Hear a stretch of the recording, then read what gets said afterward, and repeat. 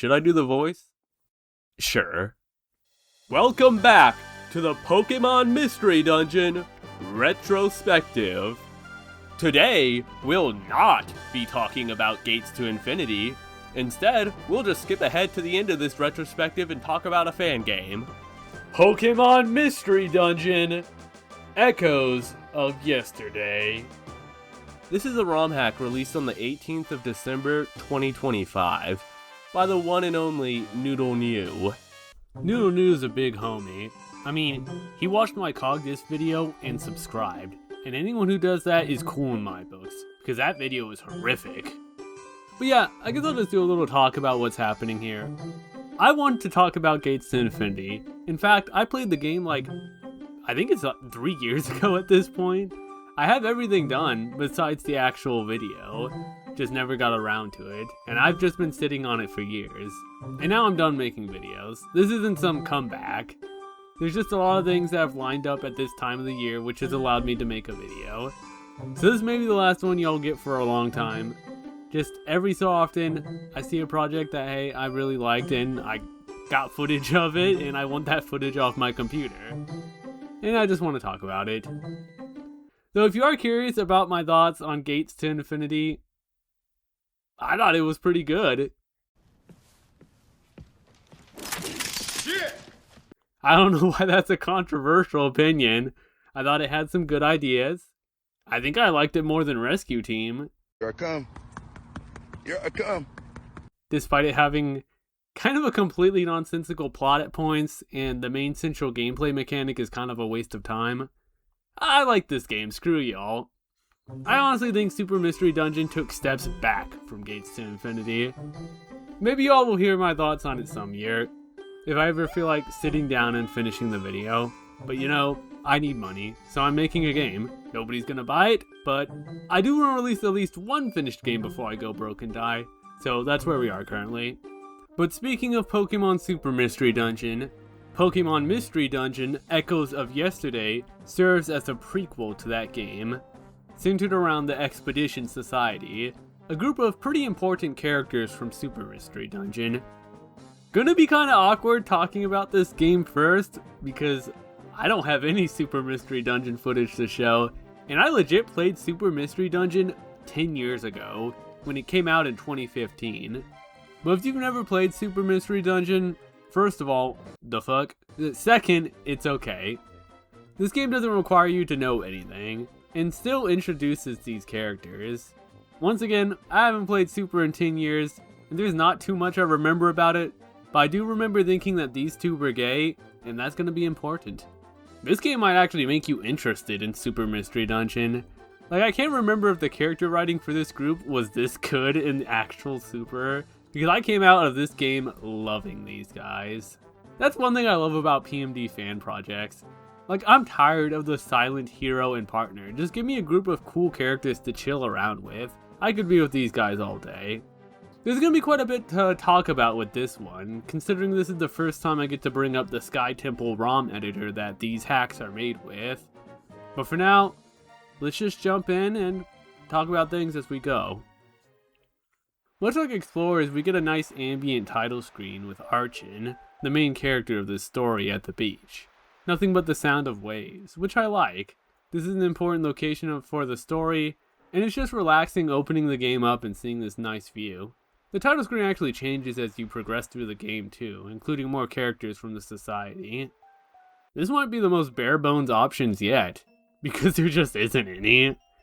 The top menu also includes artwork from the Super Mystery Dungeon intro, centered around the Expedition Society. I will say I do like the brown text box frame, undoubtedly inspired by the one from SMD, and I didn't just say suck my dick, I'm just saying Super Mystery Dungeon. Also, speaking of which, yeah, I wasn't expecting to make a video on this, so no special border or anything. The screen's just going to look like this. Maybe I'll zoom in on the left screen for relevant moments. This isn't supposed to be a highly edited video, I want to get back to my game, you know. Our introduction in the world this time comes from a voice talking to us about our potentially previous journey in Serene Village. Or not. But regardless, this story takes place a few years before that one, and stars the Expedition Society going on an expedition. one that would prove to be a life-changing point for one of those Pokemon. But let's make haste, and remember, be strong, stay smart, and be victorious.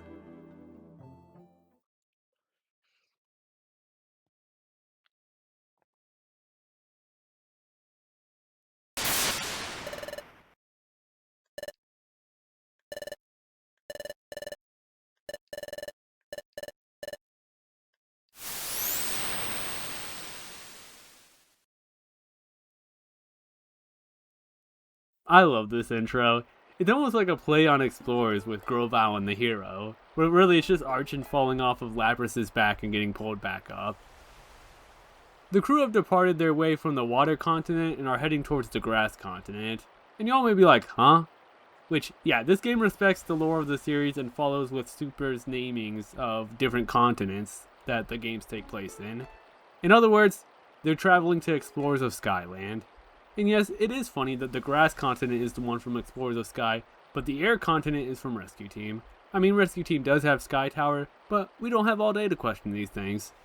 The people who wrote Super probably came up with this in like 5 seconds. Anyways, Lapras is doing the long haul with 7 whole Pokemon on the back.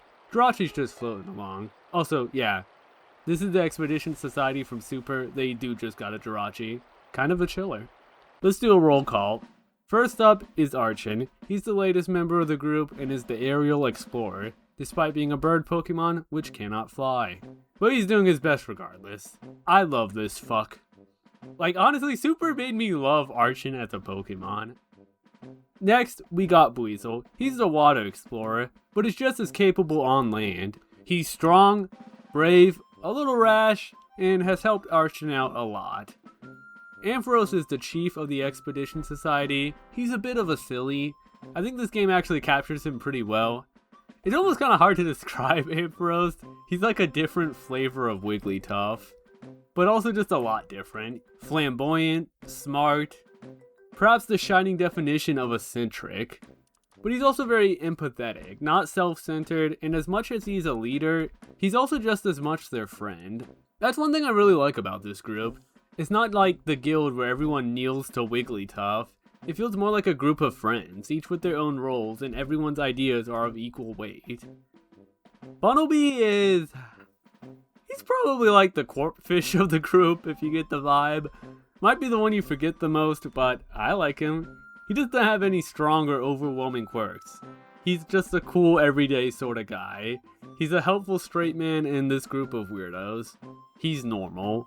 Literally. But he's the underground guy, being able to dig underground and explore through tunnels. High-key has fast travel abilities, not like these fuckers from Gates, they were on some other shit, but you know, he can still get work done. Mawile's the second in command. Compared to Ampharos, she thinks things out, she's cool, calm, collected, bit of a workaholic, but she's an archaeologist who values treasures and artifacts more for the history that they provide. She also knows how to read ancient languages. Swirlix is the group chef, and she's the one I remember the least from Super. I don't know how she was written in that game, but for a character that has a very high chance to annoy me, I actually really enjoy her in this game. Like, yeah, she's the gluttonous chef who eats all the food, but it's not like every dialogue is about that. Just, most. Dedenne low-key invented the telephone, being able to send signals and messages through the group's expedition gadgets. So yeah, actually just on the phone type beat. Jirachi is a legendary... I mean, mythic, I guess. Are we just gonna give every Pokemon a rarity now? Uncommon Archon? Oh shit. He's the astronomer of the group, and yes, he. It's okay. I'm over it. We're all gonna die anyways. But yeah, he's smart and grants people's wishes, and is probably smart enough to not grant dumbass wishes, so that's a plus. Unless if you believe Bidoof's wish caused the end of the world, but you know, we all make mistakes. He doesn't entirely get to shine in this story, as we don't really get to go into stars and such, so he kind of just serves as the popular guy that everyone surrounds when he shows his face around. Like, nobody cares about Ampharos or Mawile, they just fucking love Jirachi. He's like a superstar. He's chill. I think Super may have played into like his deep sleeper quirk a lot. I'm glad this game doesn't do it too much. Ampharos sprung this expedition on everyone with no explanation, but now finally drops the facts that they're looking for the future slab, a large stone that can reveal the future. Who or what future is revealed? We don't know.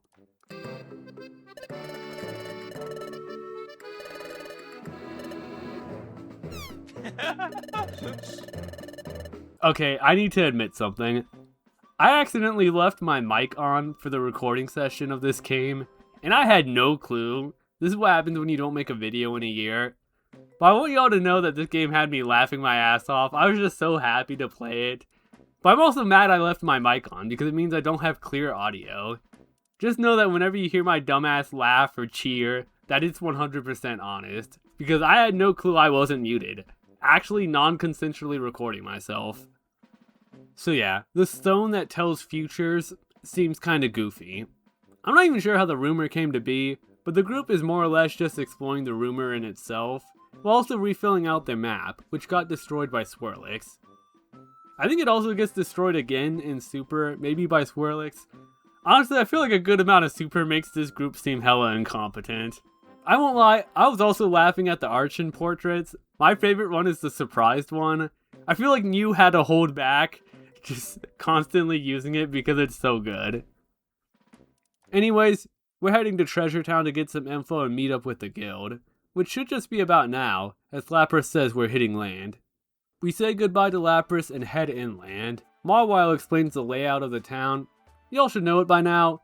We plan on heading towards the center. Ampharos says onwards, but goes the wrong way.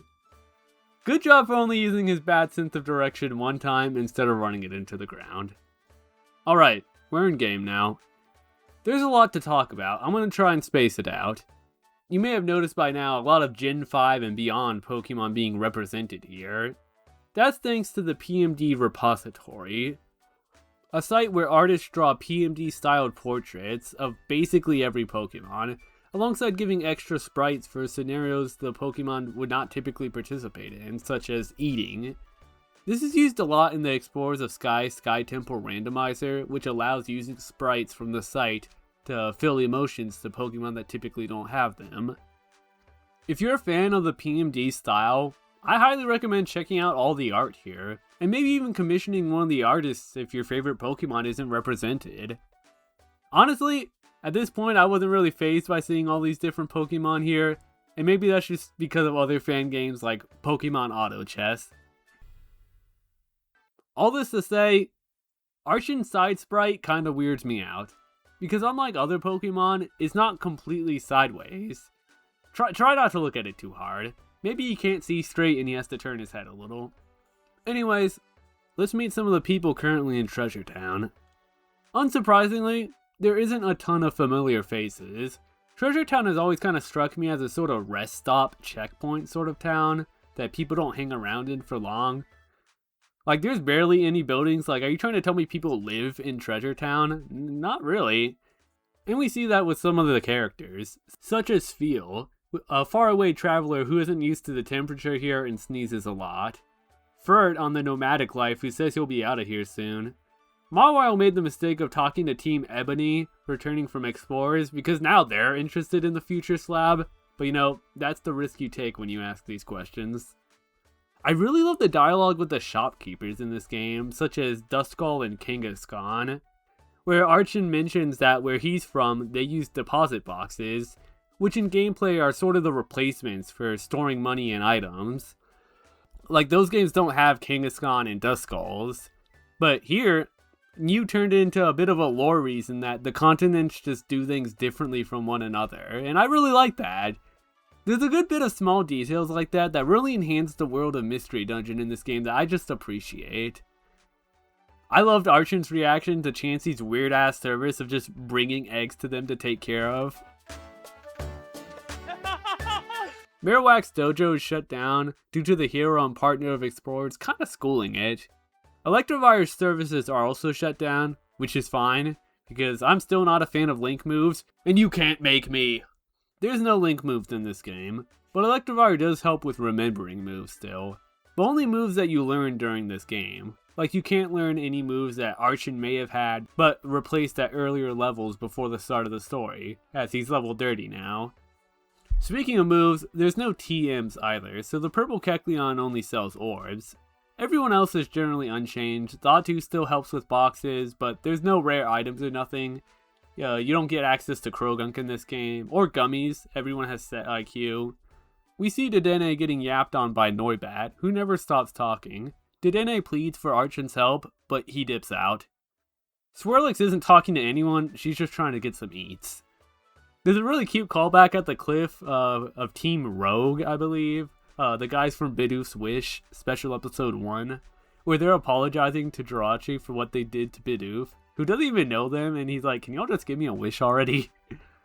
And there's also Dugtrio, who's just vibing, which, as I grow older, yeah, I get it. What do we take you for, man? At Spinda's Cafe, we see Ampharos just chilling and drinking some boba, my goat. And I'd give up the search too, because nobody here actually has anything valuable to say. We also have Corviknight and Tinkatuff here from Team Rockshot. Their whole thing is that Tinkatuff hits gravel rocks at Pokemon with their hammer, and Corviknight finds that disturbing, but isn't sure why. I had to look this up, but there's Pokemon lore that Tinkatuffs hunt Corviknights for scrap metal for their hammer by hitting rocks to strike them out of the sky. So that's what this is referring to. We'll see their journey throughout the game. Other than that, Archon isn't interested in getting his sippies and doesn't have enough items for recycling, and never will, as nothing here serves any gameplay purpose, you just come here to chat. Not much to do at the beach other than vibe. Archon is curious about Beach Cave, but knows he shouldn't be wasting time around here. Meeting up at the guild, everyone agrees that nobody here knows anything about the future slab. It's honestly kind of cool seeing the two groups collide here, talking about how they do things differently in terms of the rigorous security system. Even if seeing someone's foot kind of really doesn't mean much. Like, you know how many bad Pokemon got let in here? I mean, Dusknoir didn't have feet, so he low-key cheated, but they still acted like he did. But it's not like there's one of each Pokemon. So imagine getting arrested because somebody in your species fucked up. Like, you know all the Groviles had to be in hiding during the planet's paralysis. Diglett pops out and is greeted by the monster house of a group. Whoa, so many people! Ampharos asks permission to enter and talk with the chief, and they're allowed in. I don't really know how to explain it. Maybe it's just because of the context of the situation. But now that we aren't the hero and the partner from Explorers, this kind of gives vibes of stepping around in someone else's house. I don't know, it's kind of interesting. Place is kind of empty. Guess everyone's out at work. Must be a Wednesday. We head farther down to see some familiar faces, such as Krogunk and Loudred. Ampharos and Mawile, the only two who have been here before, catch up with Chatot, who tells them that they've gotten 2 new recruits, alongside 2 graduates, that being Bidoof and Sunflora. Shoot, good shit, my gamers. I knew Bidoof was always low-key goated, and after dealing with the BS of getting sent to Steam Cave, Sunflora deserved that W. They always had the vibe that she was off cooking for most of Explorers anyhow. Jirachi is happy to hear about gamer Bidoof graduating, and Chatot starts bugging out at the sight of Jirachi just chilling. I bet he's mad envious that the guild doesn't have a mythical Pokemon in it. Kind of funny that Jirachi got so bored, not only did he leave Wish Cave, but went to a completely different continent to join the society, rather than ending up at the guild. That's rough, Chatty. Chatot introduces the guildmaster, who's asleep, but wakes up and rushes over to greet everyone. I like Dedenne's reaction of, the world sure is full of unique people. Yeah, me too. To cut a long conversation short, Wigglytuff and Chatot have only heard rumors about the future slab, but all they know is that it may exist, and it's somewhere on this continent, but haven't spent any resources investigating it. And so, everyone leaves, wondering what the next course of action should be, and also giving their thoughts on the place. This Dedenne line is funny, like, if y'all ever drop me, I'll just come here. Like, okay. Deciding it's time to head outside of town to find a spot to camp, the crew heads to the crossroads, only for a high-velocity plot missile to slam into Archon at Mach speed. I love Joltik. Like, I had a Garvantula during my Gates to Infinity playthrough, and they were like, such a gamer, bruh. Spiders rule. So cute.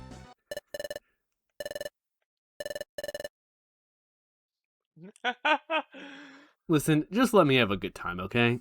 So yeah, this Joltik is screaming, bruh. He explains that he and his friend Snom are in a rookie expedition group known as Team Tiny.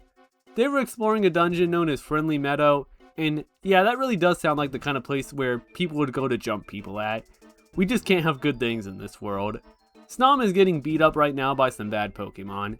Everyone agrees that we should help, however this is a Pokemon Mystery Dungeon game, so we have to come up with some excuse to only limit us to 4 people. Archon pipes up saying that he'll go because, shoot, he's kind of a rookie too. Next up is Weasel, who knows the Meadow and doesn't want to sit around while someone's in trouble. Bunnelby is next, saying that he can do well because it's a grounded exploration. Swirlix wants to join too because, well, I guess she can find some food on the way there. And she doesn't like haters messing with the cuties. Everyone else is going to set up camp while we go. Bro, we just traveled across like the whole continent. This place can't be that small. Nobody cares, Spacey. Okay, so first dungeon time. I'm not gonna lie, this isn't a sorry squad by any means, but I feel like if someone's life is in danger, we could have had the Jirachi Ampharos Mawile squad coming instead. Everyone agrees that Archon should lead this exploration, wanting to give him the opportunity to get used to it. Alright, so we have a lot to talk about. Let's start with Sky Temple. Sky Temple is the PMD ROM editor tool, and it's what people use to make these games.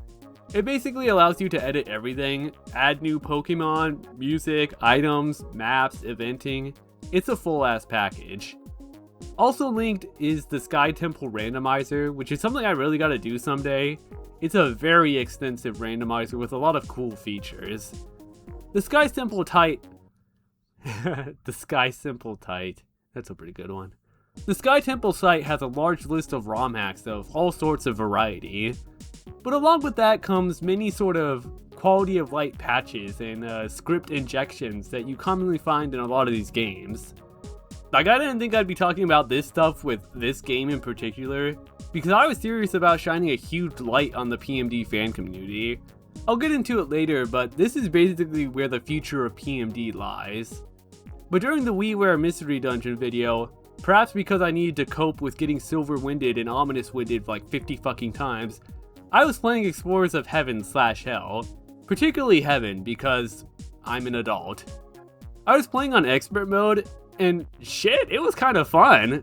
I really want to get back to it someday, but it was kind of tied to the retrospective, which is on hold, alongside my videos in general. Hell, I'm really interested in these full game balance hacks like Explorers of Fortune, even though you can't play as a Behemoth. And I spent like 30 minutes reading all the changes Explorers of Alpha brought to the table, like, holy shit!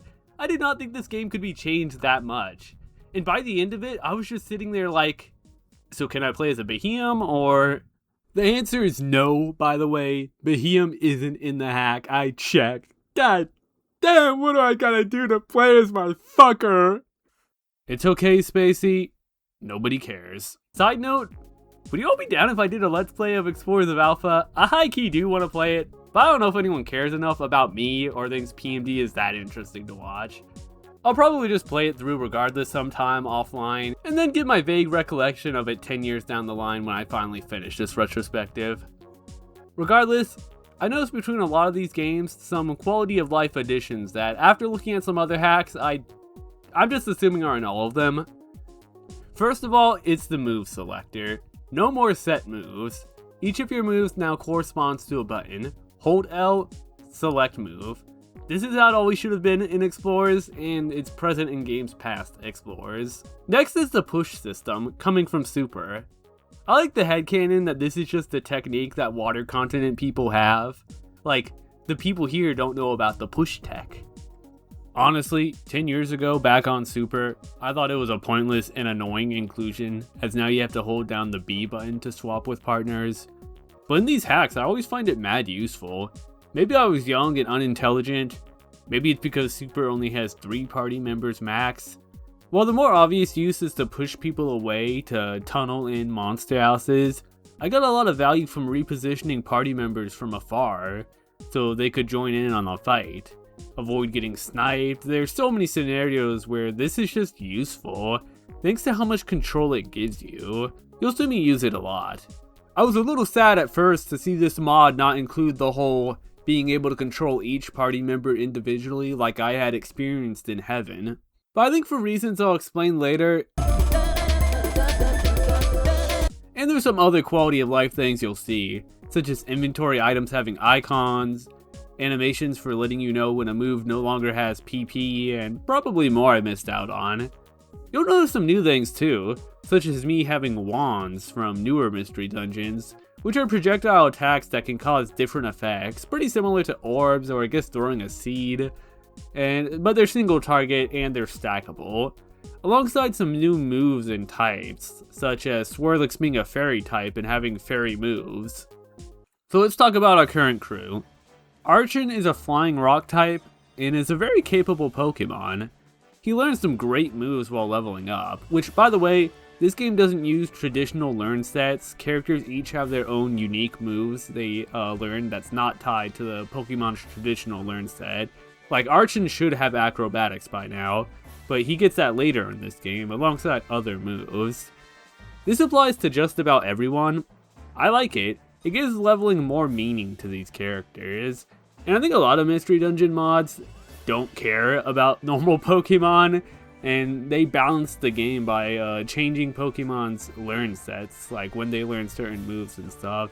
This game is around 5 to 6 hours, but it still has that special episode idea of playing as a set group of characters with set skills, and dungeons based around this. This dungeon features plenty of grass, bug, and flying types for Archon to take down with his wing attack and soon to obtain rock type smackdown move. Archon's big flaw comes from his ability, which is Defeatist, which basically halves his damage when he's at half health. This is cool because it does play into his personality a bit, as the game may perhaps not be too subtle about.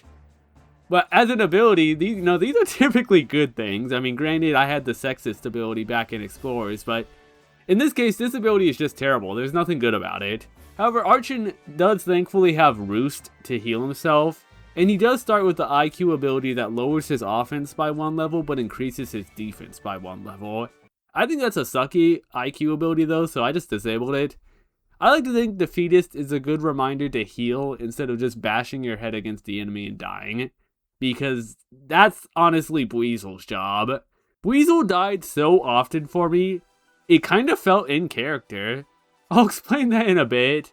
He does have the opposite IQ that raises offense but lowers defense. He's a very good partner Pokemon. He has Quick Attack and Aqua Jet, which are these 2-tile attacks that can strike through the leader. He does very well behind Archon, which I imagine is the place he definitely wants to be. His ability is Swift Swim. When it rains, not only are water type moves stronger, but they hit twice. Kind of like that Brokemon Drifblim. That's why I bought some Rainy Orbs, but I'll use them far later. Buttlebee is fine. I like the aspect that he has Dig, while Archon has Smackdown, which makes flying types grounded so they can get hit by moves such as Dig. Granted, you hit a flying type with Smackdown, they'll probably just die because it's super effective, but the idea is cute. He has Pickup, so he'll obtain random items on floor start. Swirlix is pretty good if you ask me. She has an ability that lets her resist sleep, but also an IQ ability that lets her heal more from items and HP healing moves, which feels pretty in character for her. She has Draining Kiss, which is a strong healing attack, and it makes her pretty damn durable. Friendly Meadow is a fairly standard dungeon. I like the custom music. It's either from Gates or Super. I'd have to comb through the soundtrack. It's been 10 years. There's still some songs I remember from Super. Maybe I'll find it while editing. Maybe I'll just play some Gates to Infinity music because screw you, I like Gates to Infinity. Right off the bat, we're getting hit by traps. No lie, I don't think I ever had so much use for eye drop seeds, which let you see traps. Like, I don't know if this is a newfound thing. Maybe I should start bringing them more to dungeons. It just helps that I don't have too many items, and Archon starts with max carrying capacity, so it allows me to use more potentially unconventional items. And U has definitely altered the chances of certain items appearing. You can see that in the dungeon info. So you see items like eye drop seeds a lot more. Anyways, New, tell me the name of the song or it's going to kill me. After 8 floors, we arrive at a scene. Yep, who would have guessed it? A dark type being evil. I'm glad we don't have any of those evil things on our team. We find Snom, who's being assaulted by a Scrafty in a Goliath. They're here to take Snom's key. Key to what? His house? His car? We don't know. Before they can send his ass back to lobby, Archon comes through, and the group tells the 2 crooks to back down. And I won't lie, these 2 are in no position to laugh. Like, the Expedition Society is kind of a group of cookers. It's a 2v4, but they still want to fight. Okay, so I don't know if I'm stupid or what, but am I wrong for backing up at the beginning of these fights? Because due to the characters' positions, I'm legit not sure if Swirlix and Bumblebee will step up. Maybe I have to set them to go after enemies. I think I made the wrong choice every time telling Weasel to back up with me. But the more I think about it, I think I'm right. Oh yeah, I forgot to mention, Archon has double team, raises your evasion, saved my butt here. I usually cast it like 3 times a floor in order to protect myself. Archon sometimes procs PP Saver, which allows me to go for another. Bumblebee also has a goated multi-attack in double slab, and he was just piecing up Scrafty, bruh. Unfortunately, Goliath also has a multi-attack in Fury Cutter, which insta-killed Weasel. Even though Archon is strong into bug, between the slaps and the super effective kisses, Scrafty was getting destroyed, so I just jumped in to get him out of the picture. Weasel was about to die again, so I just pushed the pack over to protect him, and we defeated Goliath without many more knockouts. The 2 baddies agreed that they lost, and decided to make a run for it, using Goliath's broke-ass plot teleporting ability known as Emergency Exit. Could you imagine having that ability in normal Mystery Dungeon, where if you reached critical HP, you'd be forced to leave the dungeon like an auto-escape? Damn, that would be annoying. Archon gets hyped up and tells them they aren't getting away, leaving his guard open.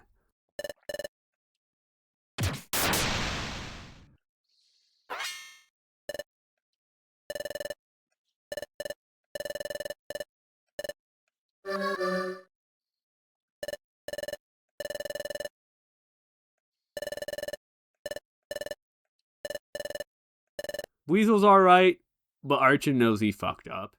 Snom is safe now, and we assure him that his buddy Joltik gave us the tip, and he's waiting to reunite. Snom explains that those 2 Pokemon were after his key, and he believes that this key actually leads to a door somewhere in this dungeon, which is why he and Joltik were here. But that somehow caught the attention of Scrafty and Goliath, part of Team Titan. Snom's afraid that his friend and him are just going to get beat up again over this key, so he entrusts it to us, wanting us to explore the dungeon and see where it leads. The group discusses and agrees that they are pretty curious about where this key leads to. Weasel whips out the flippy and tells everyone what's up. They get permission to proceed and decide to use their phone to airdrop Snom back into Treasure Town. I don't know why, but the way they all walk up on Snom is funny to me. Archon checks once more on Weasel to make sure he's okay, and the group prepares to move on. I'm glad this ended up being the crew, by the way. I can't remember exactly, but I feel like Bumblebee and Swirlix are very underrated Expedition Society members, so being able to explore with them is nice, along with seeing how the crew bounces off one another. I think that's really the strongest parts about this game, that we probably don't get to entirely see in Super. You know, a lot of base mystery dungeon is just like the partner talking to the hero and the hero just staring blankly and talking to themselves. Kind of like when someone talks to me, honestly. Second half of this dungeon is a lot more dangerous than the first. Everyone's evolved, and Go-Goat is like a low-key mini-boss that can just eat you. Shut up, bro. Fuck with me. What's he talking about? Say I won't. Say I won't kill us both. Fuck you. Killing us both then. Also, I'm really glad this game gave characters unique lines when talking to them in dungeons. I always love this stuff, and it changes at lower health percentages.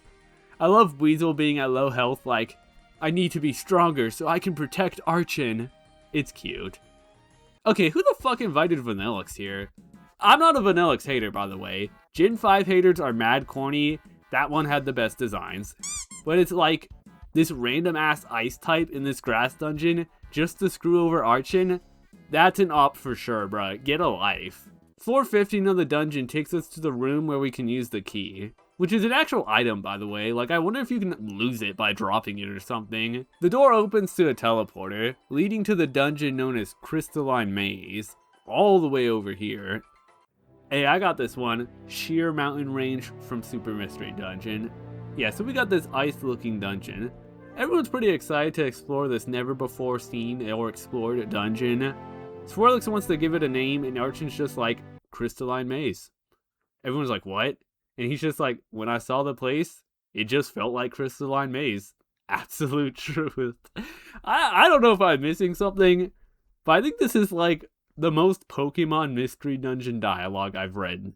Like, this feels like exactly what a character would say in one of those games. I can't explain it. It's just an absolute truth. Just a very strange thing to nail, but that's what I thought when I first read it, and it's what I think now still. The group decides that they're done for the day and should go back to report their findings alongside making dinner, which Swirlix starts tweaking out about because she didn't get to make dinner. Everyone assures her that somebody else probably did it and didn't eat all the food while they were at it.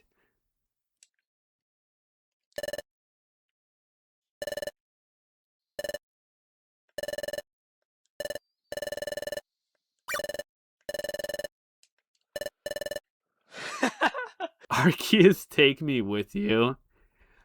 To talk about the writing on this game a bit, Yu definitely goes for his own style, and it falls more into PMD fanfiction, which, yes, I did used to read quite a bit of PMD fanfiction, and it wasn't all just Grovile, Duskmore, Slash. It's pretty common in PMD fan work for the characters to, instead of saying God, they say Arceus, even though they're kind of the same thing. It's sort of like how Kirby fans say Nova instead of God. I think it's cute. I'm definitely used to it by now. And I like seeing it in fan work. It's cool, it's flavorful. Official games would never do this. The game also uses the word damn a few times, which, you know, the original Japanese game might have done too.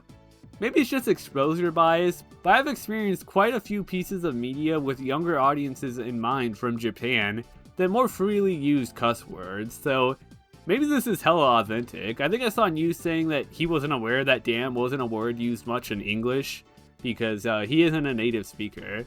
So that word translation, like, the context of people getting pissy over cuss words in the NA is lost. But I mean, I don't really mind it. Honestly, I think about how, like, my perception of so many of these characters isn't true to how they were originally written because I'm reading someone's translation. Like, even if the translation is official, it doesn't mean it's accurate to how these characters were originally portrayed, and I think about that a lot.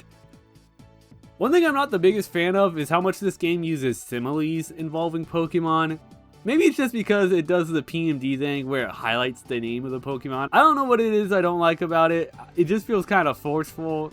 And I mean, it's not like I'm punching the screen when it happens. It just feels weird. Like, do they do this in Super? Maybe they do. But I don't know. It spices up the dialogue and stops it from being dry. But maybe my dry ass can't understand that. It's not like I particularly care if this read like a mystery dungeon game. I just think it's interesting. We basically explain everything that happened. New dungeon, Meaners, and Snom and Joltik are safe. Consume. Some fun banter goes down as the group talks more about the outlaws they fought, and how they're actually part of an exploration group. Like, damn, they just give these badges out to anyone these days. They should be like that whack-ass group from Gates. I can't even remember what those guys were called, but they actually made like 0 sense. Dedenne brings up the good point that we're here to find the future slab, not be police officers, and that the group low-key left their base unprotected, and that's probably a pretty bad thing. Ampharos decides to hit up Chatot and get in contact with the police so they can handle the problem. Moving to the topic of the new dungeon, the group agrees that they should talk to Snom and Joltik before anything, to see if they still want to explore it. There's kind of like an honor to exploring unexplored dungeons, such as in Explorers when you discover concealed ruins with Team Charm and they agree to let you be the ones to explore it. Everyone starts yawning up a storm and the group discusses sleeping arrangements.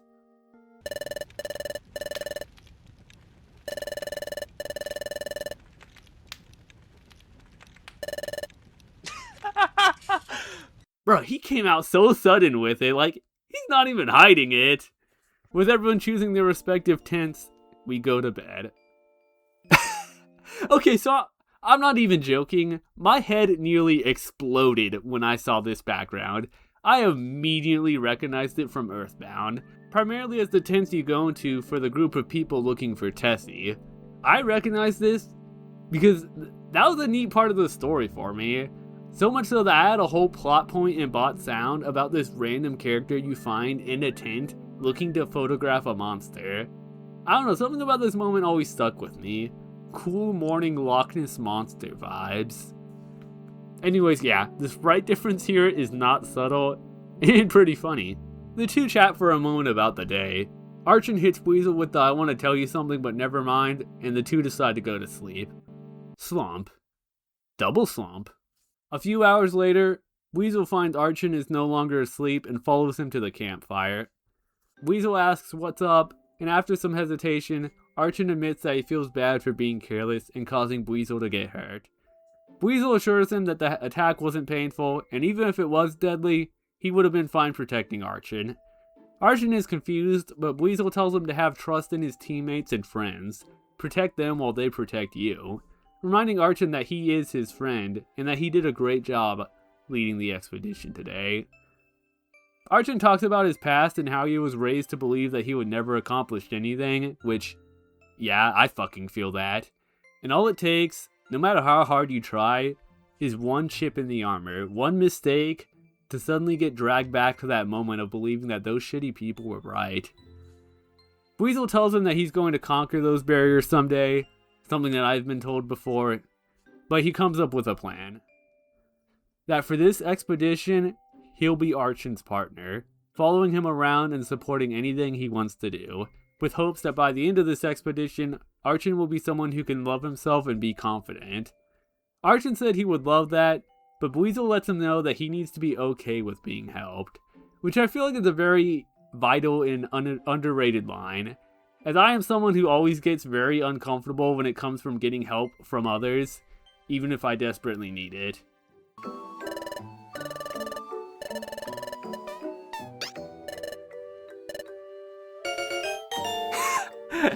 Hell yeah, Boif obtained. The two head back. Meanwhile, Ampharo's kind of creeping on them like, what the fuck? What are you thinking about behind those beady eyes? Go to sleep, bruh. Alright, so what I've covered up to now is where the demo of this game ended, which I think makes for a good stopping point that if you're curious about this game, the rest of it, and you want to experience yourself, go for it. If not, I'm just going to keep going, and I hope you all enjoy this game the same.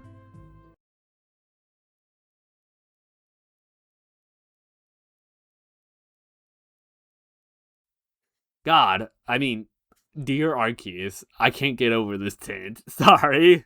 Heading out, it turns out that Weasel and Archon woke up last, but it's fine because Jirachi is still getting Snom and Joltik to see what's going to happen next. Everyone arrives and Snom thanks Gamer Archon for the rescue, feeling the need to give him a reward. Archon says it's not necessary, but Snom is just like, shut up and take the damn money. The two are astounded to hear that the key led to a whole new dungeon. When asked what they'll do now, Joltik wants to explore it, but Snom isn't confident. Ampharo suggests traveling with them to the dungeon so we all get to explore together. And also because he does want to explore the dungeon, you know, we don't have any leads on the future slab, so it could be there. He doesn't mention the future slab to them, just that he has other reasons for exploring. Regardless, everyone seems on board. That's too many characters though, so Bunnelby and Swirlix decide to take the day off and guard the camp. Treasure Town isn't too far from here, and Ampharos has some business with Chatot, so the society all head back to get ready, with Weasel once more assuring Archon that he's gonna follow his ass everywhere. With consent, of course. Woohoo! Okay, I'm gonna try not to mention every single encounter here, but at the cafe, we do have two daddies chatting it up. Caracosta and Nuzleaf, two characters from Super, basically on vacation. Caracosta says he barely has any free time anymore thanks to his child, which is the partner in Super Mystery Dungeon, and asks Nuzleaf if he ever thought about being a dad. Nuzleaf says hell no, but sadly for him, his ass ends up having to adopt the hero of that game. God, I forget how weird the beginning of Super Mystery Dungeon is. The fucking school, man. Oh my god. Bring back looplets though. Can we get that in an Explorer's hack? Maybe if this game ever gets decomped, I can't wait to replay Super one day, and I just hate the looplets, because I think they rule. Weasel wants to explore beach caves sometime too, and I'm glad this game rewards me for being weird, always checking things. In the center of town, we meet Char Cadet and Tyrant. These are the two new recruits for the guild. Char Cadet is overly cautious, Tyrant is overly eager, and that's the friction between these two. Tinkatuff is sad that Corviknight is running for his life from her and she doesn't know why. Meanwhile, we get a nice reunion between Jirachi and Bidoof, and they sort of just catch up. Bidoof explaining that since Explorers he's graduated and is now exploring and using his money to help his family. Jirachi is now an explorer too, much to Bidoof's surprise. Bidoof still travels alone, but is searching for a partner someday. I like this portrayal of Bidoof, more confident, happy, hopeful. It feels like an evolution. It is a bit of shame that Super still had been going back to his I'm such a useless golly attitude. Anyways, good luck on finding a partner, my golly gamer. Honestly, I could go for playing with Bidoof. He was such a fun character to play as in Special Episode 1. Noibat, the lady who talks too much, is looking for Dedenne, as she was the first person to ever put up with her, and she wants to be friends. We have a very interesting conversation between Snom and Joltik, mentioning an unnamed she, who seems to be rather worried about them. They aren't aware of Archon while they were talking, but they're basically just preparing and wondering if they have enough money after giving so much to Archon. But hey, you gotta appreciate money given to you. Much like how I appreciate the money given to me by my channel members. Yep, got your ass in the middle of the video. Special shoutouts to Light, Light Dragon, Wings of Light. Let me know what name you prefer. I'll do all three. I don't care. You rule. And of course, Kin Chiago. I can't believe someone as awesome as you exists in this world. I don't upload anymore besides channel member exclusive devlogs and people still support me. God, I'm lucky I have y'all. Back to the video. Corviknight is sitting on the cliffside this time, wondering why they fear Tinkatuff, deciding not to talk with them until understanding that reason. At the guild, we find Team Slacker, thinking about doing a mission, but ultimately slacking off. One thing I'm sad I didn't check every day were the boards, because you get Archon and Weasel's reactions to different missions, and it's pretty funny. This one had me laughing because it was about a Spearow missing inside Asia's cave. Like, buddy, you're fucking dead. Nobody's going to save your ass in that dungeon.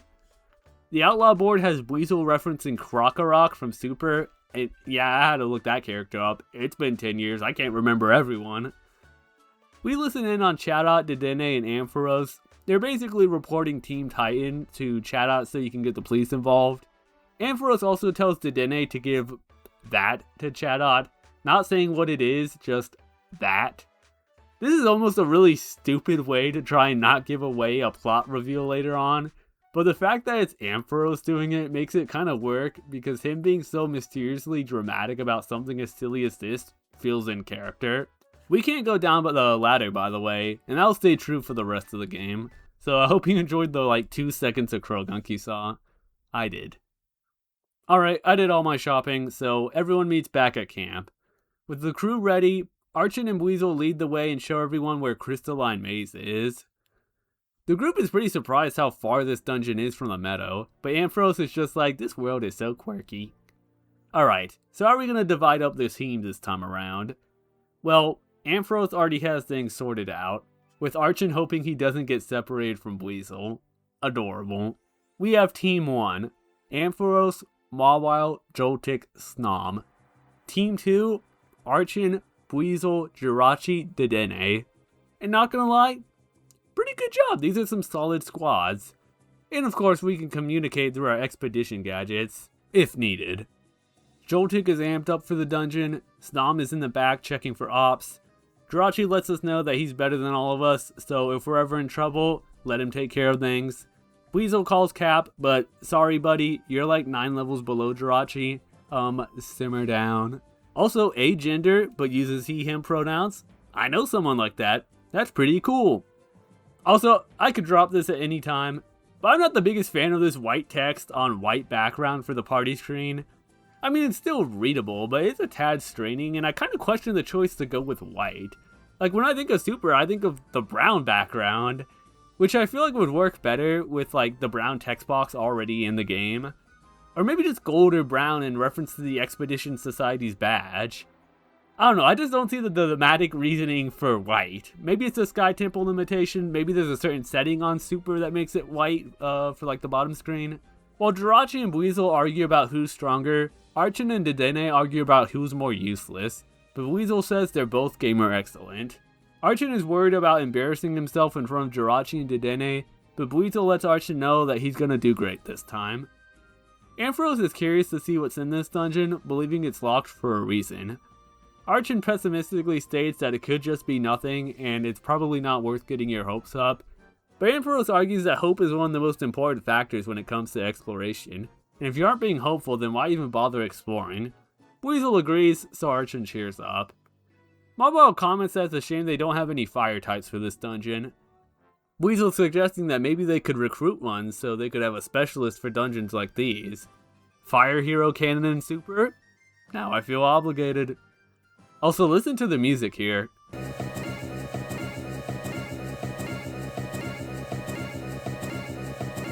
So this is the first time I got the music glitched. It happened about 3 times in this playthrough. It's mentioned in the readme that comes with the game. Basically, a song will just, like, endlessly loop. It kind of reminds me of playing games on my broke-ass PS1, where sometimes the disc would stop getting read so that the game would freeze and just repeat the same part of the song over and over again. When this happens, just save and reset the game. If you're in a dungeon, you can quick save. Glad this never happened to me during any important story moments, but it low-key always had me on edge. Like, at any moment, the music could just stop working. It's like I had a time limit. I don't know why, but this fear I made up of feeling like I was on a time limit subtly distracted me during the course of this playthrough. I'm weird. Anyways, the two groups wish each other luck, and Archons moves in first. Dedenne is pretty good. Much like Bunnelby, she has the pickup ability and pretty good healing electric move, while also being decent with throwing items. Jirachi has a group heal with Wish, fitting, some other weak ad moves, but you mainly just want to use his psychic. The Wish actually functions more like Super Mystery Dungeon than Explorers, where in Explorers it's just a health regen boost, here it's just a delayed group heal. On floor 2, I finally found a held item. For a bit, I was kind of wondering were they even in the game. I think it's kind of a good thing we didn't have a fire type, because they'd be getting their ass beat in here, considering this dungeon is mostly full of water types. Weasel continues to get slapped as he eats away my reviver seed supply, but it's cool. I don't mind, Weasel, just like, win a fight sometime, buddy. Eraserhead Baby Jirachi is wild, bruh. After 3 floors of exploration, the group hits a dead end. Archon isn't sure what to do, Weasel thinks there's something that in the room that we can find, Dedenne and Jirachi wonder if this is the only path, and what the chief is up to. We cut back a few minutes to find their group getting ready, which, in surprise, results in us actually being able to play as them. As this group heads into the dungeon, 2 shadowy Pokemon show up, following. A poison type and a dark type, huh? Ampharos gave the advice of letting Mawile himself lead in order to protect Snom and Joltik, but anyone who's played these games knows that's a terrible idea. Like 2 seconds in and Joltik is already near death. You kind of want to get them into a position like this, where they're sandwiched between Mawile and Ampharos, so they don't get back attacked or do that mystery dungeon thing where the person in the back just gets bored and walks away. Alright, so Snom and Joltik are Pink Heart members, as in we can't control them or look at their moves. They're basically guests or escorts. Ampharos has a pretty good set of moves, covering some nice types, and swagger, which I think is pretty fitting. He also has static, which paralyzes attackers, and that's pretty good. Mawile is pretty strong, 2 great abilities and some good moves. Shame Sucker Punch only has 7 PP. After 3 floors, the group comes across an open room with a rather unfitting button. They argue whether or not they should press it when they get a call from Dedenne.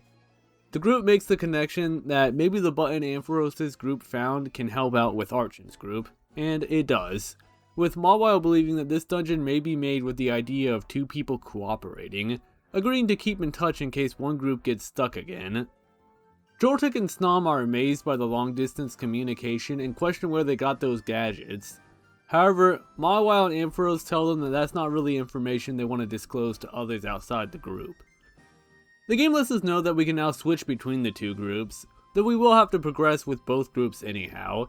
We do this by talking to Mawile or Dedenne at breakpoints. I'm not sure if you can see what this game is doing, but it's really cool. This is why I think it's better that this game didn't have the manual thing that allowed you to control other party members, because what we have here are two different gameplay styles. With Archon, you're the weakest Pokemon on the group, and with a water-filled dungeon blasting your rocky butt, you'll find yourself quite often stepping back and letting your stronger allies handle the situation. Jirachi's sheer strength and Dedenne's electric attacks. Meanwhile, Ampharos is the strongest member of the society at a whopping level 50, and his gameplay style is the opposite. He needs to be the protector of the much weaker Snom and Joltik. It's really cool, and works great story-wise, as with Ampharos you do feel like a powerful leader helping escort weaker Pokemon, while with Archon, you feel like a rookie that's trying your best, but still needs to rely on his more experienced allies. This is the kind of shit I love in games, yo. I think it's pretty funny that you can push Kecleon, like, move out of the way, I'm trying to shop.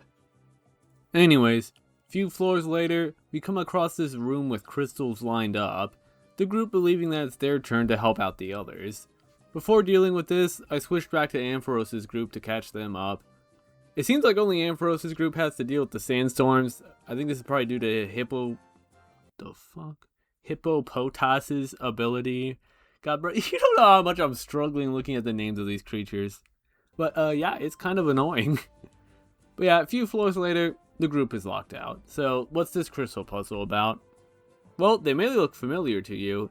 In Explorers, there was a super simple puzzle about changing the color of crystals. And so is this. I'm not sure if this kind of puzzle has a name. I've come across it in quite a few games. But the idea is to turn all the crystals red. But you know, when you touch one, the ones to the sides also change colors. Honestly, revealing my lack of knowledge for Sky Temple, I'm kind of impressed that custom puzzles like this could be done. But with that done, both groups can move on. Speaking of which, skipping ahead to the next and last roadblock for both groups, the final puzzle. This is a fuck of a puzzle. So basically, there's a crystal in each corner of the room, with a Pokemon next to it, Jirachi's besties. Mew, Celebi, Yveltal, and Xerneas. In the middle is a tablet with 8 listings spread across 2 pages, showing an arrow, a number, and the statues. The tablet and puzzle is on both Ampharos' and Archon's side, each having their own 2 pages, so there's 16 things to look at in total. So my biggest flaw going into this is that for some reason, I thought Ampharos was on the left while Archon was on the right. Like in my mind, I thought Ampharos left side, Archon right side. Don't know how that happened. Like the left arrow was pointing towards Ampharos. I also thought that the number was how many times I had to touch a statue. So like left arrow, touch Celebi 6 times. If you don't understand the puzzle, talking to Mawile or Dedenne enough and they'll just sort of tell you. Basically, the arrow is which side. However, Archon is on Crystalline Maze west and Ampharos is on east. So right arrow for Ampharos, left arrow for Archon. The numbers represent the order you need to touch the crystals in, 1 through 8. And finally, the statues represent how many times you need to touch that statue. So the 6th step is to touch Celebi 3 times for Archon's group. Both tablets have 2 sequences meant for the other group.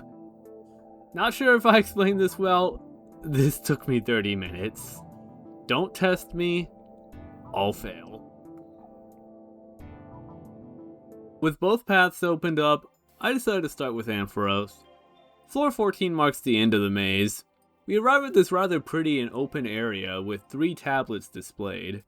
These stones are written in Footspeak, aka footprint language, which is apparently an ancient language that not many know, which like, didn't Grovyle leave us a foot message for the hero like back in Explorers? I thought the Groudon statue was also in footprint runes. I don't know, I thought like the normal writing in the World of Mystery dungeon was in footprint and everyone could read them. Like, when you got a quest off the board, any sort of sign, they were all feet. Am I tripping? Well, maybe this is like an ancient version of the feet speak. I don't know. Regardless, Mawile knows how to read the language, though it will take all night. Ampharos suggests taking the stones. Like, I don't know, they look kind of heavy, but sure. Mawile does read out some of the phrases that she can recognize easily, that being future slab, sacred runes, and synchronize orb. Snom and Joltik are confused why the two are surprised, and they explain the whole deal for their expedition. Mawile sucks up the 3 tablets and everyone daps each other up as the screen fades out. The end for Archon's expedition goes a tad differently. In another pretty cool room, the group discovers a pink orb. Before they can reach it, they're stopped by fiends. The group gets poisoned, but it's cool because Jirachi casts Wish, even though Wish doesn't cure poison, unless if Jirachi wished that they weren't poisoned. Honestly, it'd be really funny if Archon was like, I wish I weren't poisoned right now, and Jirachi was like, oh, you got it. Granted his wish, and Archon was like, oh, cool. High-key, that makes sense in my mind. So we confront the perpetrators. They were the ones stalking us from the entrance. Malamar and Salazzle. See, Malamar shows the legendary respect for Jirachi. I kinda mess with you. Archon accuses them of stealing the orb, but Salazzle says it was never theirs. And I mean, she's kinda right. Like, I kind of agree with these two, they did just get it first. But the gang goes full moderator mode about how that's wrong. And I mean, how many violations do people like Team Charm have when it comes to fighting other people? I don't know the Expedition Society. Maybe y'all just don't know how people do things around these parts. Like, you can sleep them for being dirty, but I don't think they broke any laws. But I guess I need to read the rulebook that you assumedly would have to read in order to become a group. Anyways, Weasel's getting fucking rage baited by tier 1 obvious villain dialogue. Like, it's 2v1 and we hard counter Salazzle. It's not that serious, man. We already won. I agree with Malamar, these dudes are mad corny. Anyways, as you would imagine, we got a fight on our hands. Once again, I do the thing where I move back. At least it helped reposition Jirachi because his psychic attacks are heavily resisted by Malamar, but pretty good against Salazzle. Salazzle chooses the truly horrific move of buffing while Malamar steps up to get jumped by the 3 of us. Low-key solo queue teammate moment. I didn't get to show this off last fight, but this game allows you to use orbs during boss fights. But they are rather nerfed, like the statuses they give don't last forever and sometimes go away on the same turn. But you know what? That just goes for the enemies, because at the end of the day, spamming quick orbs is spamming quick orbs. So we ate them. Jirachi landed a crit psychic that straight up annihilated Salazzle, right? For some reason in the cutscene that followed, I'm pretty sure he used flash cannon instead. This silly goof.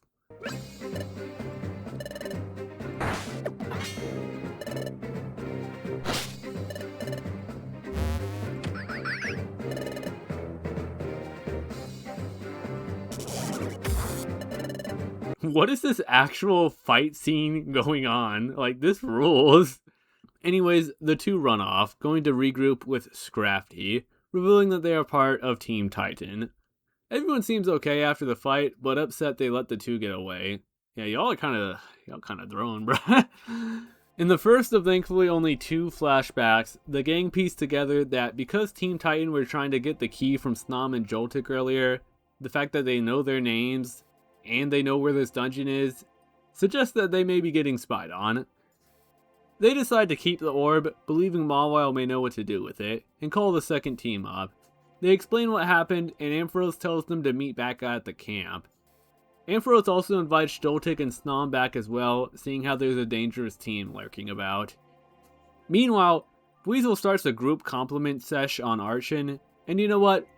Good for Archon, he did do something good. But a part of me is high-key envious, like, damn, I wish I had people like this growing up. Compliments might actually mean something to me now. Ampharos must have gotten lost again or something because Archon's group made it back first. Nothing interesting happened at camp, but it doesn't take long for the dashing Goofy to show up though. Snom and Joltik get invited for dinner, and it's time for a big old discussion.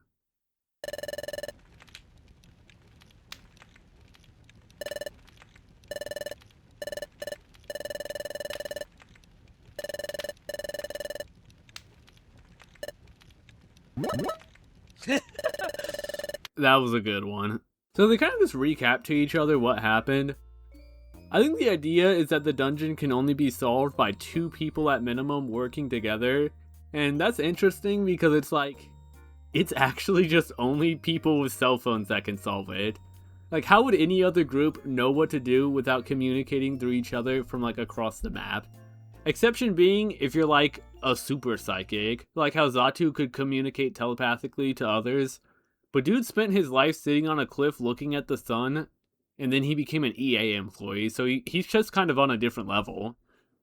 Anyways, the group believes that the synchronized orb, it may also be called the synchronous orb, I'll just call them those 2 things interchangeably. Don't get tight if I'm reading the text wrong. But yeah, they believe that the synchronized orb, which is connected to the sacred ruins and the future slab, is likely the orb they just found, considering they were kind of found hand in hand with the tablets. Snom and Joltik decide that they should go, everyone saying their farewells, Snom asking if they think that he can be on their level someday, with Ampharos encouraging him that if he tries, then yeah. They also for some reason assure us they don't need anyone to escort them, and nobody in the group thinks to at least make sure from a distance they got home okay, like, they are actually dead.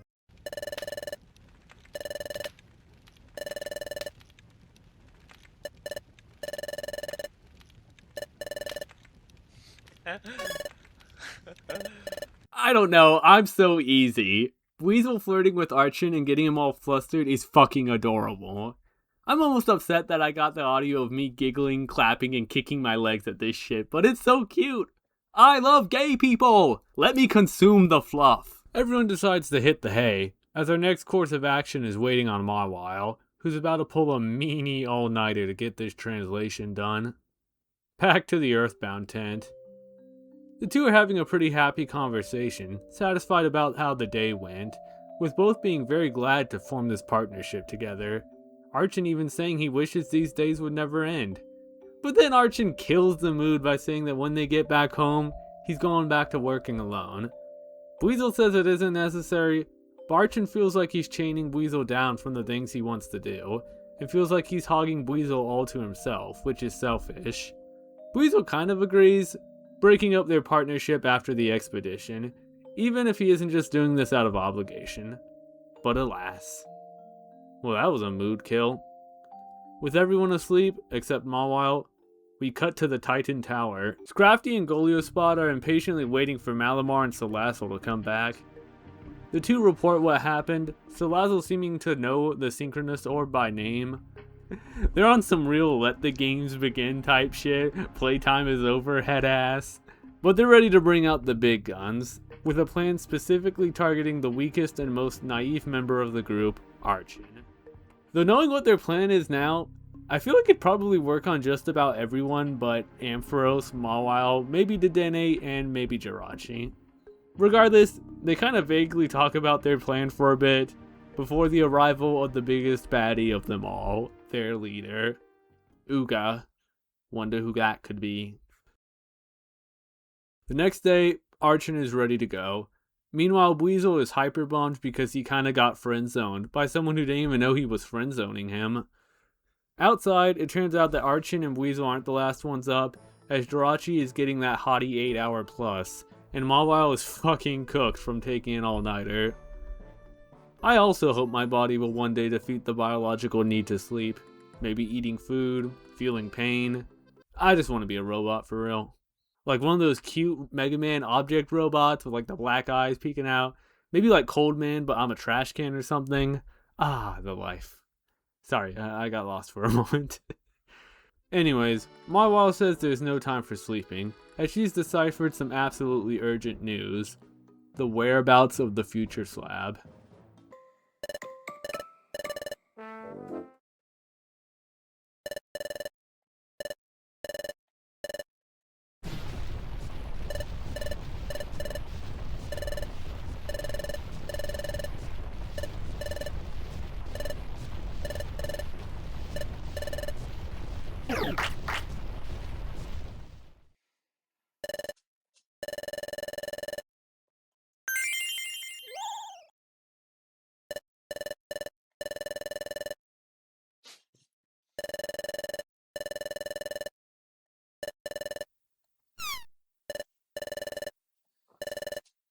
I don't know, I like that scene. We gather in the meeting circle as Mawile gives us the TLDR on what she learned. Firstly, Crystalline Maze was a challenge made by an ancient civilization. This challenge was made to be solved in the far future, like when cell phones get invented. However, the Sync Orb is the key that needs to be taken to the ruins to get the future slab. I guess this is because if somehow two groups did solve the puzzles without interacting with each other, they still wouldn't have the slab because they would need the info and the orb. Ampharos briefly wonders how Team Titan knew most of this information, and I mean, considering how easily they spied on y'all last time, they could legit just be sitting behind a tree listening in. Pay attention. He's still pretty ponder mode though, while everyone else is happy. Mawile says that we need to go to sacred ruins located in the southernmost point of the grass continent with the Cinco orb. As everyone gets ready to head out on the expedition, we're interrupted by a Pelipper here to deliver us a message from none other than Scrafty. Weasel informs Pelipper that Scrafty is a wanted criminal. And you think the police force would use the flying Pokemon like Pelipper to help track criminals? But Pelipper is like, I'm not getting my hands dirty with this shit. I'm out of here. Ampharos picks up the letter and begins to read it. Team Titans are holding Snom and Joltik hostage. Like, yeah, no shit, what did you think was going to happen? So the group wants Archon to take the Synchronous Orb to Sacred Ruins, all alone. Archon gives the orb, they give Team Tiny. Yeah, they're on some real Ransom shit, doing the whole follow the orders, don't bring anyone or call the cops or we'll kill them. High-key, I feel like in scenarios like this, you either call the cops or you tell your friends to gear the fuck up and follow behind slowly. Anyways, Scrafty says hurry up or we'll just kill them anyways. Smilers. Sorry. The group discusses what they should do, with Archon believing that he should just make the trade. Archon's kinda hella naive here because, as Weasel sorta points out, as soon as Archon gives them the orb, they're just going to kill him, Snom, and Joltik anyways. Like, that's like the Ransom in-game. Everyone's arguing about what they should do here, but Ampharos tells everyone to yap down. He decides that Archon should follow through with the plan, and Weasel fucking activates and runs up on Ampharos about to snatch his long-ass neck and ring him. Ampharos and Archon talk Weasel down. I still think he's kind of in the right, and he knows he's in the right too. Ampharos assures everyone that he isn't going to let Archon get harmed, and that he has a plan, but he can't say that shit, seeing how Team Titan is always spying on them. Everyone else is on standby, as they need to wait for Archon to arrive at the destination. The two doom for a bit before Weasel encourages Archon to be confident and ready, as the two head back to Treasure Town to prepare. I have a headcanon that while Archon is exploring the sacred ruins, Weasel makes a wish to Jirachi that nothing bad will happen to Archon. I don't know, I think that'd be kinda cute, and it feels like something he'd do instead of just sitting around. The cheery music here while we prepare is almost unfitting considering just how dour the situation is. Like, we very well are talking to people who could help us, but we just can't say shit. But listen, there's more important things going on in town. Such as this sick-ass Gates to Infinity cameo in the bar. Oh snap, 2 of my 3 favorite Gates to Infinity characters are here. And Dunsparce definitely isn't one of them. It's funny to think that I have like 6 hours of me airing my thoughts on these characters to y'all, but I haven't actually released the video. I think I was running with the idea that Amoga might be gay for Dunsparce, but Dunsparce is too straight to notice. Trust. Also, I probably hate a lot of what I said in that video. Also, Hydreigon is like the manifestation of the world given form. Just want y'all to know that he isn't actually a Pokemon. He's like the planet itself. Or at least the Mist Continent. Ah, my gamers. Shame the partner isn't here because they're a great character. Or he. I think you can only choose his gender in the Japanese version. Gates to Infinity has some weird translation shit. Maybe we'll get there someday. Back in town, there's actually a sort of side quest you can do.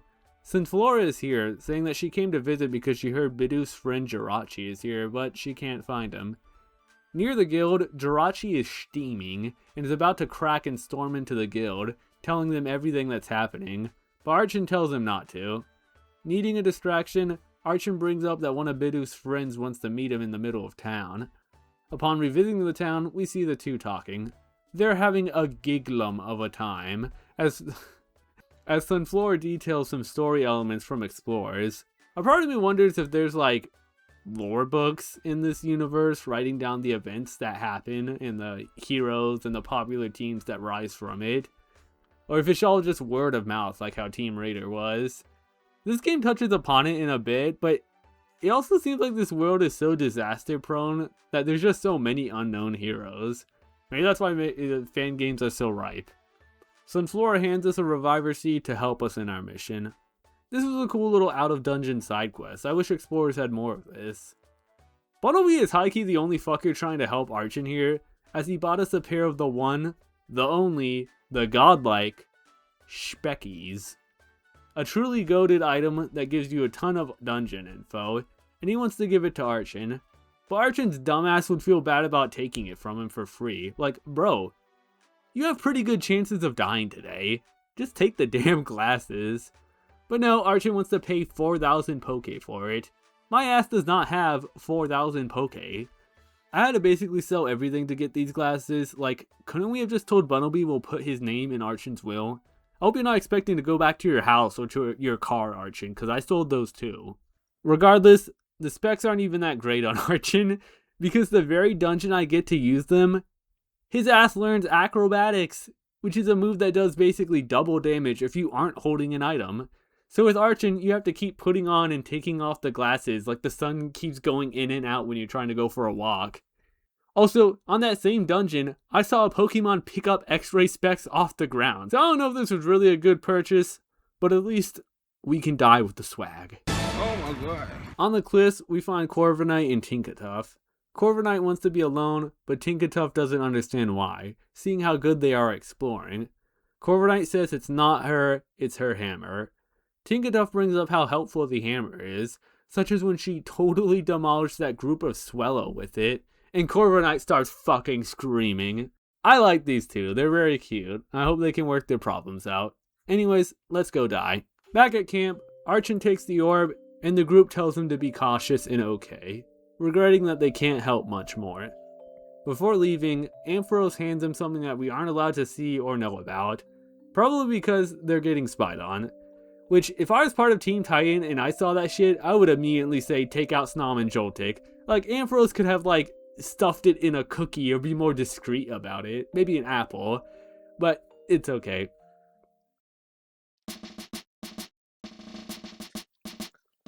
God damn, he crossed the ocean? Did he get Lapras' help or something?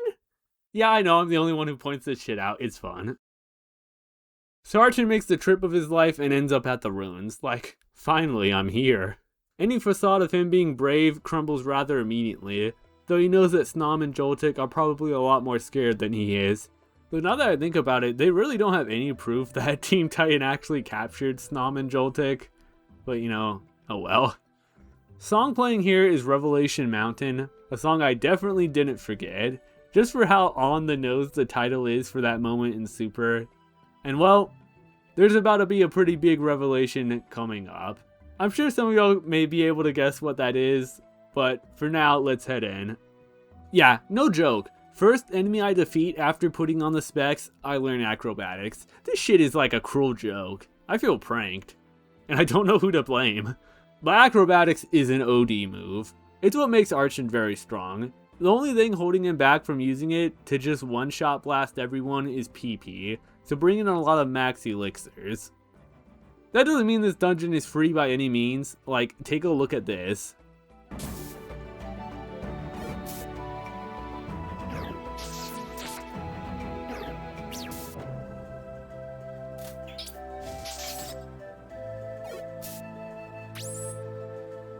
Yep, that easy to just die.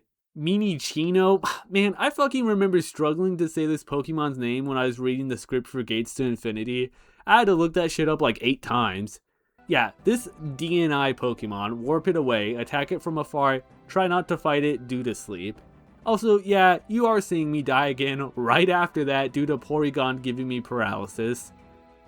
This is not a very good start, but I did have a lot of reviver seeds, so I was okay. This wouldn't have happened if I had more room to pre-buff, cast double team 3 to 5 times per floor at minimum. You're getting maximum value due to Archon being the only targetable character you have. Oh my god, they put a ghost type in this dungeon. New, you're tweaking out with that one. Nobody enjoys fighting ghost types in Mystery Dungeon. Regardless, after floor 10, we arrive at a long hallway, where we will confront Team Titan for the last time. Are you all ready?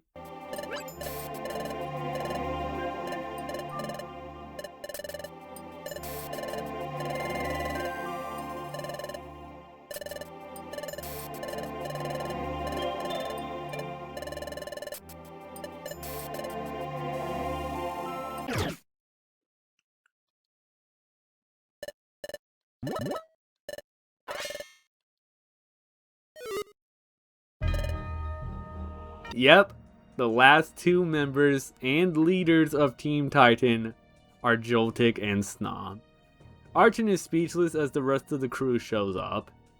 Snom and Joltik explain that they don't like revealing themselves as the leaders, as they play this trick of pretending to be helpless Pokemon to seem like the good guys, while letting their other half play the role of the bad guys. They used the Expedition Society because they wanted the treasure, but didn't want to go through the process of actually doing any of the work. Though high-key, you still had to explore the dungeons to get this far, so this kinda seems like more work. They first heard of the slab while we were asking about it in town. No clue how they got the key though, but now that they have everything from the society, they have no use for them, and basically tell Archon that he's going to die. In high-key, I think with my knowledge and our items, Archon could win this 1v6. I think he could take it. Archon's down too, like I seriously think we have a chance.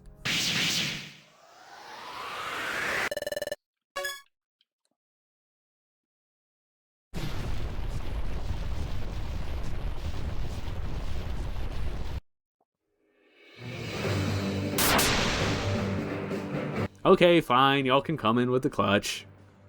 Basically, while Ampharos was pondering earlier, he was considering everything that has happened so far, and wondered how Team Titan had so much information, as if we were always being spied on. Honestly, I always thought there was also a mole, but I knew it couldn't be anyone from the society, and I also didn't think it was Snom and Joltik. They truly played the role of the helpless, weak Pokemon you start the game out by helping so well. He also reveals that earlier on, he gave an expedition gadget to Archon so you could hear his encounter with Snom and Joltik. Yeah, they low-key wired him. Meanwhile, they weren't detected because Bunnelby dug a big-ass tunnel for the whole group. He was on that shit like RL, RL, RL, RL. Yes, I did boot this game up just to get footage. For some reason, Team Titan thinks they can win a 6v8 against one of the more cracked groups in the world of PMD. But I guess to be real, what other choice do they have? I mean, I guess an escape orb would be ideal. I don't know how their asses did not think about bringing one in case something went wrong.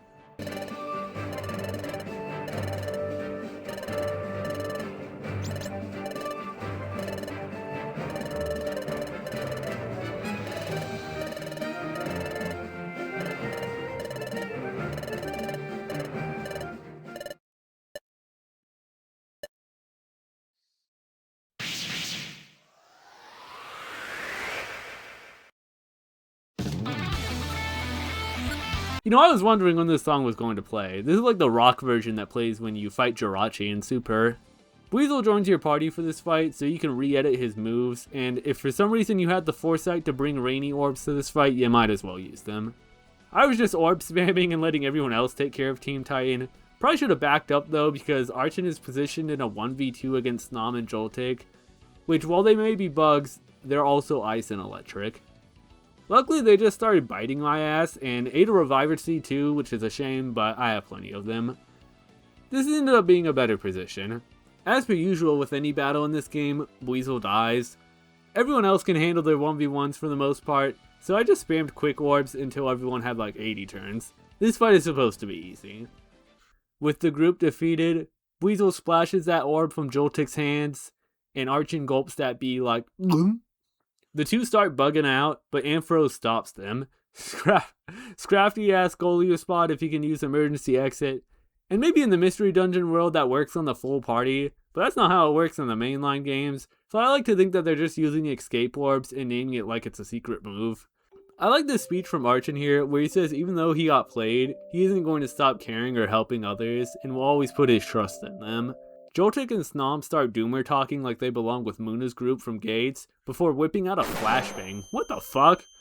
It's a luminous orb, and them shits do be bright. The group gets away, but it's okay, because Amphros said he was ready for this scenario, telling Dedenne to give the signal. Escaping the ruins, Team Titan encountered their greatest foe yet. Tyrant. Honestly? Nah, she'd lose. But it's also the rest of the guild. Well, I mean, it's just Chatot, Wigglytuff, and a cop. But still, damn, the guild must be lonely nowadays. That shit used to be poppin' back in the day. Y'all fell off. Basically, when Amphros was being all mysterious sometime back, he was also giving Chatot a phone. Bro just be giving these things out like candy. Regardless, they know everything. Team Titan are out of items. They're screwed. I'm gonna be real, bruh. These guys were kind of stupid. Like, their whole plan revolved around being villains and getting the Team Titan name out. Like, giving out their individual names. The first thing that happens when we meet them is like, well, that was strange. And then we just told the nearby Wigglytuff guild and the police associated with them. Y'all are overthinking it. Just put on that hood, Scrafty, stay anonymous, and you'd probably get more success. Especially with the poison back shots. Like, y'all aren't playing the game. You can travel as a group of 6, not like us.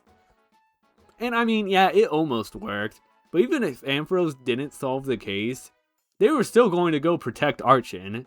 And he still had the orb, so in what scenario did they actually think they were going to win this?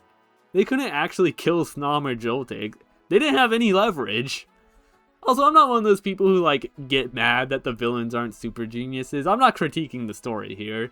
These characters are flawed, and many character flaws from both sides led to this point. I just think it's fun to talk about. It'd be weird if this random group of thugs were super geniuses. Regardless, the group is all sorry to one another for failing. Wigglytuff steps up and notes that they all care for one another. And that's true.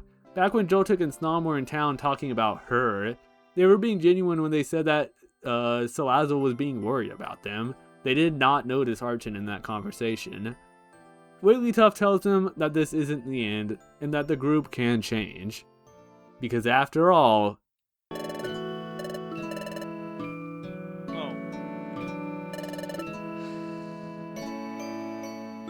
Okay, that's cute. But it's like, does Wigglytuff tell that to everyone? It almost feels a little forced, but yeah, I was smiling, I was having a good time.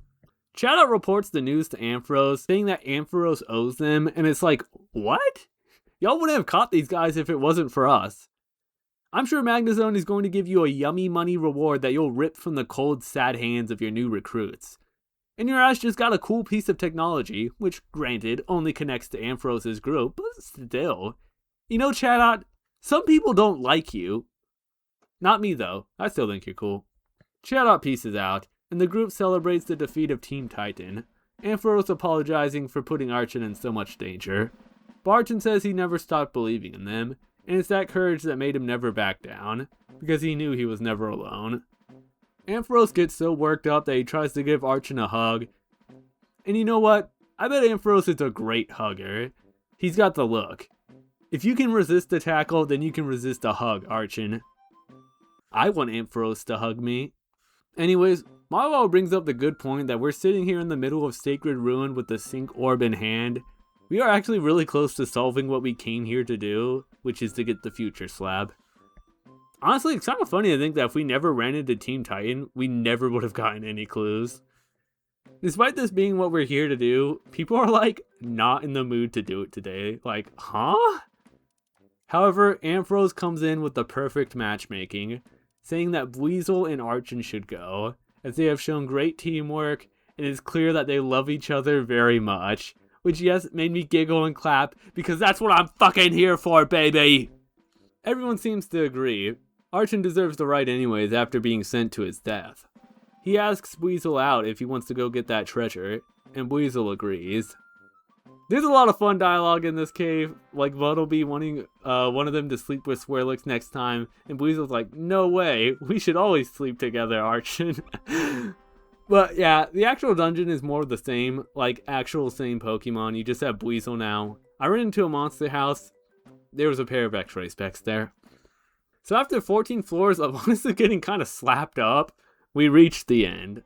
The two walk into a room with a slab, perhaps the future slab.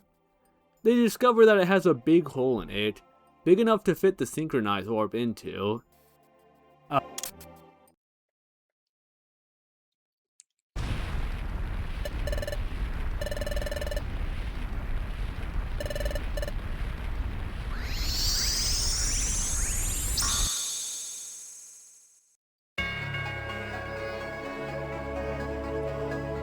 Oh, so that's what we're doing. Okay. We see a Pokemon from the far distant past, the guardian of the slab, projecting itself into the present. We'll call them, Mew. Mew asks what our purpose is for being here, and the two roll horribly on their charisma rolls. Archon's like, nothing bad, I swear, and Buizel's like, well, we just wanted to see if the future slab was real. Mew says, alright, and assumes that it was only these two that made it this far, traveling through the maze and working with each other, which, I mean, kinda, and that these two have noble hearts. But the two are like, nah, we were just exploring. And if I was Mew, I'd be pissed, like, god, these are the two that found this thing. Like, mayhap mention that you're part of a group trying to understand and protect the world, helping others and having Pokemon like Mawile who studies history and wants to learn. Whatever. Mew says that they have one more challenge that they will need to overcome, and that is proving that they have the strength to be trusted with what Mew has to tell them. The two amp each other up, because it's go time. This is the final boss with a custom song by Denirbu. And not gonna lie, I beat this fight in about 1 minute. I mean, it took like 2 turns after I did my setup. Just watch from the point when I first started doing damage.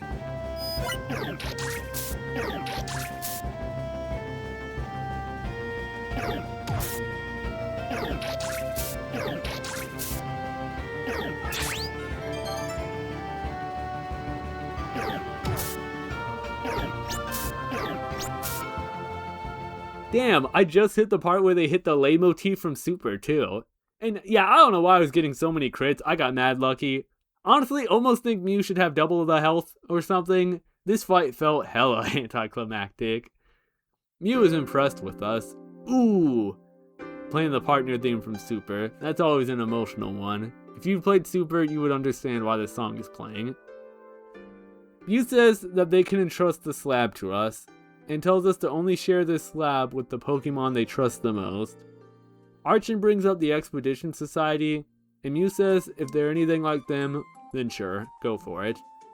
Mew says its time as a projection has come to a close, and that their current self will be facing great trials in the future. The two ask for Mew's name, but Mew says, don't worry, one day you're going to find out. As these are the only people from this age Mew will get the chance to speak to, they apologize for the mistakes that they have made. Archon takes after his buddy Buizel and tells them that people make mistakes, and that he believes Mew had good intentions, so he forgives them. And, I mean, I guess.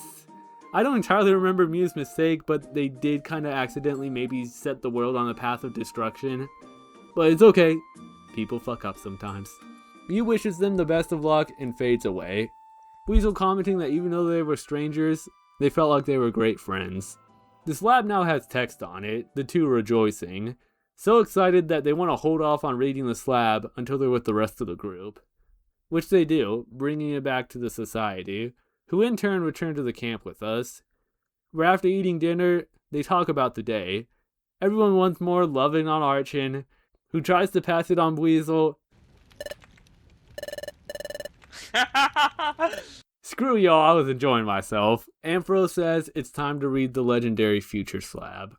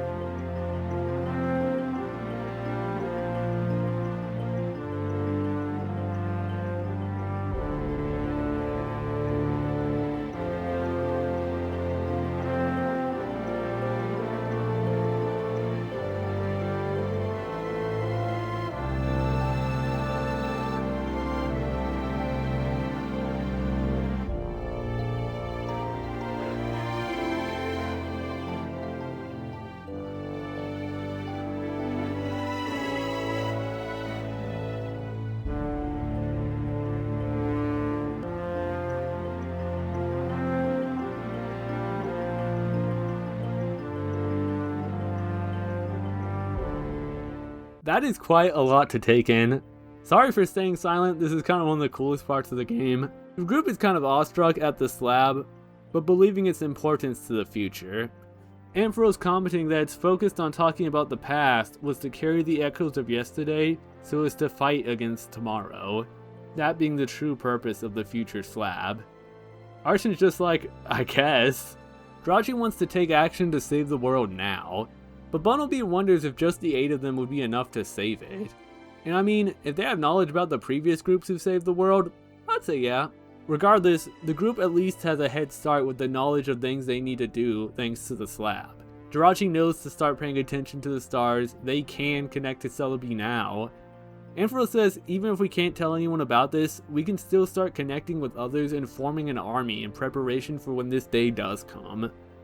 The group all agrees that whether or not this entity returns tomorrow or in 1,000 years, they can begin the fight now to be ready for that day.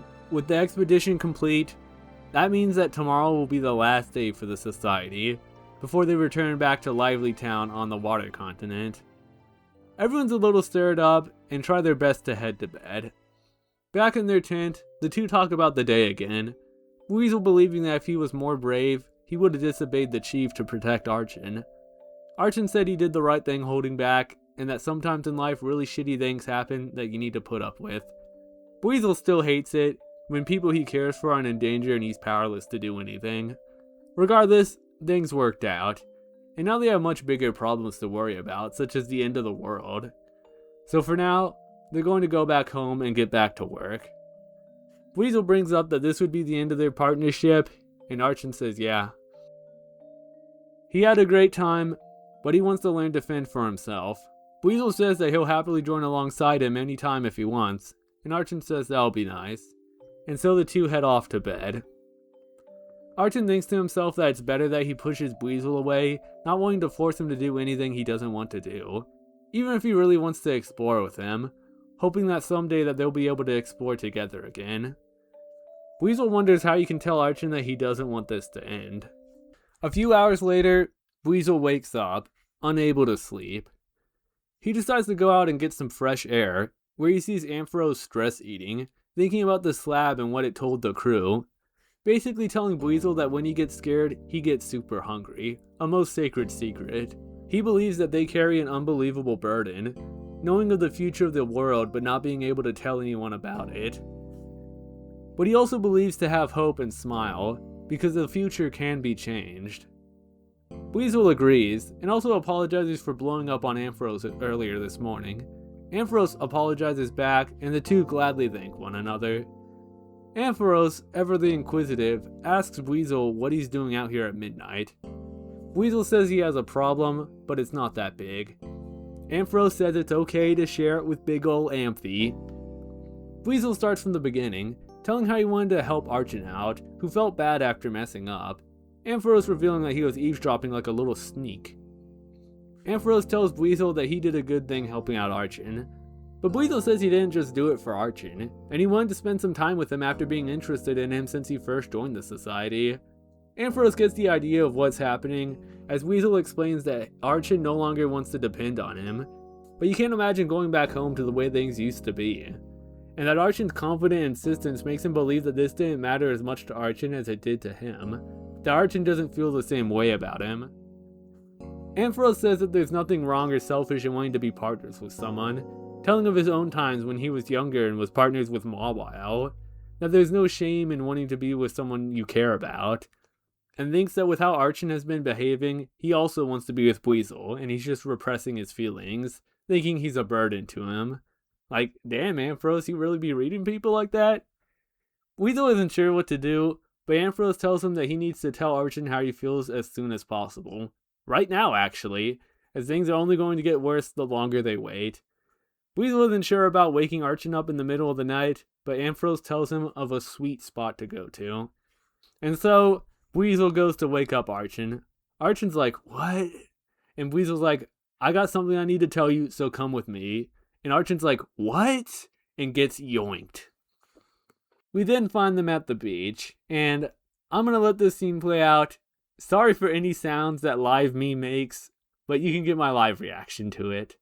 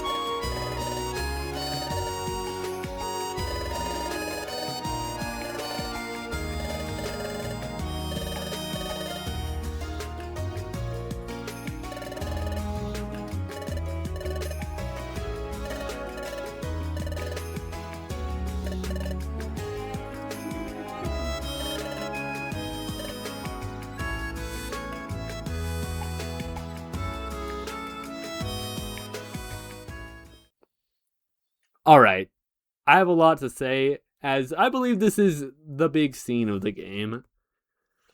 Let me start by saying I am so glad that New put his foot down and said, yes, this is what this story is going to be about.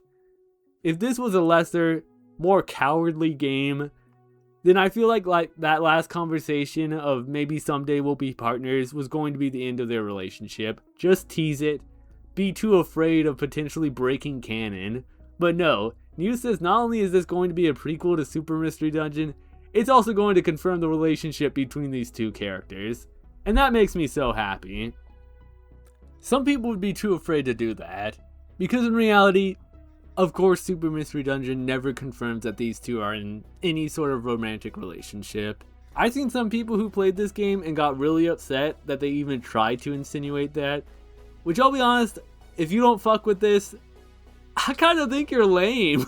Because on the real, when I played Mystery Dungeon, Super Mystery Dungeon 10 years ago as a teenager, I thought they were gay. Like, I don't know if I understood much of the real world at the time, but that's just how I saw the two characters. Maybe it's because of my own interests in men, despite being agender, mind you. Maybe it's really a case of straight people being like, I didn't think they were gay, to two of the most gayest motherfuckers they'll ever see. But their relationship that younger me saw is one of the strongest things that stuck with me when it came to Super. And it makes me glad to see that others feel the same way. Like, hey, even if it was never officially said, perhaps these two actually could be in a gay relationship, and maybe that's really cool. I'm glad New went through with this. In fact, I kind of knew he would. I was always seeing him repost Archon and Weasel stuff. Like, I swear, I have never seen this guy repost NSFW, but when I woke up one day and saw some Archon X Weasel porn on the timeline, with him reposting it, that's when I knew he was a fucking real one. I was actually cheering. And he just did it again 1 week after releasing this game. Hell yeah, man. This made me really happy. I mean, you can just hear me cheering and getting all giddy. I'll be real, I said I didn't mess with shipping in my Explorers video. Though I also said that Weasel and Archon were always banging in that video. But I was scared, too scared of being too weird, even for me. But fuck it, it's true. I love Grovile and Dustnort. I want to see these two bang. In fact, I already have, several times. It's hot. I don't care anymore. This channel's dead. I love me some Duskvile. And I also love Weasel and Archon. It's very wholesome and cute. I just want y'all to know that the name of this ship, Weasel X Archon, is Binglebird. Which is a very funny ship name. I don't know how that stuck. I don't know who came up with it, but yeah, Binglebird. It makes me laugh every time. I'm glad that there exists this piece of media that can follow the desire of being canon while also presenting its own truth that its creator also saw when they were younger and they first played Super Mystery Dungeon. Characters like Weasel and Archon and people like Noodle New make me feel a little less lonely in this world. And that's why I wanted to talk about this game. Because I believed it's important. At the very least, it was to me. And honestly, I think it could make a lot of people who grew up on these two characters and maybe projected a bit of themselves on them happy as well. Granted, it is just two gay characters. This isn't the most mind-blowing thing. I myself relate and seek much towards the agender aliens of this world who don't fit in. The media starring weirder outcasts. But I think seeing this, I don't know, makes me think, hey, maybe my younger self didn't deserve the hate it got for the things that it believed in. Maybe I should be glad I stuck to my guns instead of regressing and trying to be and think normal. There's something comforting about that. Even if I can't really remember who I used to be, or truthfully any of these characters I once knew. World is funny like that, I suppose. If I can critique things a bit, because this is something I clearly hold passion for, I do wish the game went a bit more on Archon's defeatist mindset and how it correlates with his relationship with Weasel. Like, Archon didn't really seem like that much of a defeatist, outwardly opposing give-up groups such as Team Slacker. It was kind of the thing where he says he's a defeatist and he's trying to get over it, but he never really shows it. At least not any that I could actually deem as notable. Not going to lie, for a lot of this game, Weasel kind of comes off as a tad forceful in wanting to be with Archon. And there's a couple moments I wish Archon would think to himself about his true feelings for Weasel. He's the main character, so we can peer into his thoughts. The thing I feel is that he loves Weasel, but he doesn't want to say it because he feels like a burden, that he'll hold him back, and that nobody would want to be with a screw-up like him. That's the defeatist mindset that haunts him. Just moments like him saying, I'm glad Weasel volunteered to sleep with me, but I'm sure he just did it so he wouldn't have to sleep with Swirlix. Or just moments where he's laying in bed thinking about how he wishes he could tell Weasel how he really feels, that he does love him, but decides to hold it off, promising himself that he'll tell Weasel when he's stronger, when he can be his equal. I think it should have been made more clear that he did love Weasel, and wanted to make the most of these days and take the opportunity that Weasel gave him to be together to live out that fantasy, while also telling himself that he's too weak to ever make it a reality. And that's the key. Setting up these future scenarios in your mind that may never actually happen, instead of jumping in on the moment to capture something that you may never get the chance to do again. Rotting in mediocrity and regretting the moments in life you could have experienced, but never will. Just always doing nothing but falling down the worst path. That's the result of the defeatist mindset. Comfortable failure. I know this shit, man. I just wish there was more obvious moments showing Archon's inner turmoil, of how he loves Weasel and wants to be with him, versus his past self reminding him of how useless he is, the mistakes he made. That Weasel doesn't actually want to be his partner, and by forcing himself on Weasel, he's only going to make Weasel's life worse. Some of this is there. I just wish it was a tad more clearly defined. I think if we had more moments like this, it would have made Archon's I love you back less surprising and a lot more satisfying. Because this isn't just about him falling in love and getting plowed by the otter. It's about him overcoming his defeatist mindset and becoming a better person, by finally admitting that he loves the person he loves instead of being scared and drowning himself in negative thoughts. He broke through in this moment. He overcame his negative feelings for himself by taking a brave step forward and admitting his true feelings. I don't know, I was lying down at like 4 in the morning, couldn't sleep, just thinking about these two and how I'd write certain scenes. I have more thoughts about certain other scenes, but I'll keep them to myself. Just don't make the mistake of assuming that I could have done things better. Especially considering how long it's been since I played Super, I barely know these characters. Anyways, yeah, there's more to this game. It's not over yet, so with the romance out of the way, let's move on to the last day. And well, there's more than you think to it. Ampharos asks everyone how they're feeling after the news of yesterday, and everyone is pretty positive, ready to start working towards that future that will come. Ampharos also asks Weasel about his problem, which like, whoa bro, don't just bring that shit up in front of everyone. Weasel and Archon confirm that everything's alright, and while the group are curious, Archon and Weasel aren't ready to come out yet. Ampharos says that today's their last day here, but Lapras is going to take a bit, so until then, feel free to explore around, say goodbye to anyone you wish, and then come talk to him when you're done. Talking to Weasel, he mentions wanting to explore a certain dungeon at the beach I've been remiss to not mention in a while. Sounds like a date. And so we go back to Treasure Town, talking to various characters. I'll once again give some highlights. I like Jirachi listening to people's wishes, but instead of granting them, he just gives life advice instead. Noibat is sad that her only friend is leaving, saying that everyone tells her that she's annoying and she should change. Dedenne says that she should just be herself and learn to listen more. Heike, be a streamer, or maybe some dumbass YouTube video essayist who makes overly long videos that nobody cares about. I'm not making fun of video essayists, by the way. I'm making fun of myself. Swirlix is trying to sell back all the apples she bought, but the resale rate isn't nearly as high as the buy rate, so she's getting screwed. Not our problem. Okay, fine. Weasel says just divide the apples with the group's bags instead of selling them.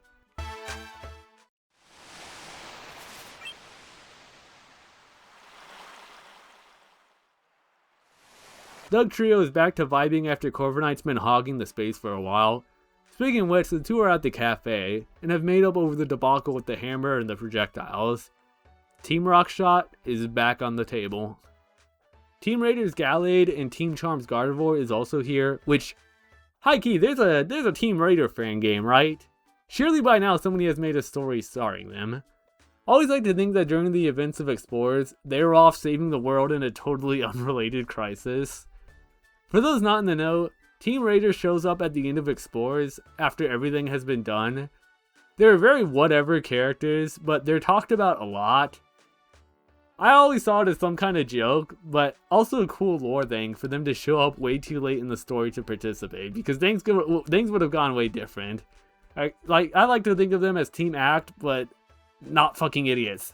Someone get on that. They basically have no characters, so go to town on them. Oh yeah, Absol is here, from Rescue Team. They're traveling the world at the advice of Ninetales, but they sense that something is going to be happening soon.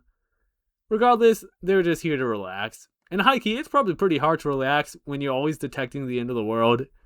Absol wonders if they'll ever see the two main characters from Rescue Team again, which is funny because I believe Absol and Ninetales mentioned that same sort of dialogue in Super Mystery Dungeon. I'm gonna be honest, bruh. They probably forgot about your ass. Okay, so Beach Cave, right? Well, word around has said that the dungeon is transformed, and the wild Pokemon inside have gotten much stronger. Low-key, someone installed a Kaizo hack for this one. However, we were never allowed to explore the area until now. Archon asks Weasel if he's down, and he is, curious himself. But before they go in, Archon suggests bringing some friends along. I'm sure Weasel's just like, damn it, date ruined. But on the real, I can imagine everyone from the society's reaction to this being their last day here. It's been some tough dungeons, lots have happened, and there's a lot to think about. And they're saying farewell to this place, only for Archon and Weasel to be like, hey, you want to explore this cave? We get a list of members to choose from. The two strongest are probably Ampharos and Mawile, but I went with Ampharos and Jirachi. I do like how the Pokemon you choose has unique dialogue before entering. But let's see what this new and improved beach cave is all about. Well, Ampharos nearly getting soloed by a Shellos is not a great sign of things to come. Speaking of which, Weasel is pretty horrific in this dungeon due to Shellos having Storm Drain, which negates all of his water attacks as long as there's a Shellos in the room.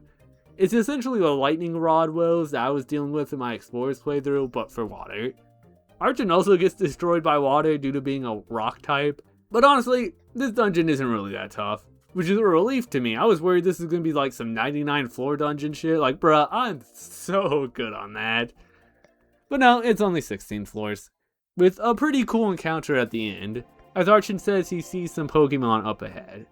None other than Zubat and Coughing from Team Skull.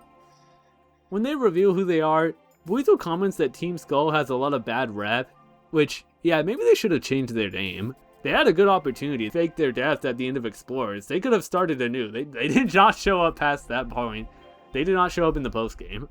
The two claim that they're no longer baddies, and it's been years since they last hurt someone. Archie and Wee aren't entirely sure, asking why they're here. They explain that they come here to vibe out, and that it's a special place to them. Why is it special? Well, we're going to have to fight them to earn the right to know. So it's time to square up for the true final fight of this hack. It's harder than the Mew fight. Like, they got Ampharos' ass, but you know, at the end of the day, using orbs during boss fights will always be strong. Though somehow not as overpowered as base Mystery Dungeon, where you can just toss a Petrify Seed and the boss goes AFK for like an hour. But yeah, with that out of the way, the fight is over between the two groups. Honestly, I really like the dialogue on these two. Mew has a good way of characterizing certain characters, because I feel like with these two, like, I can't really remember anything about them.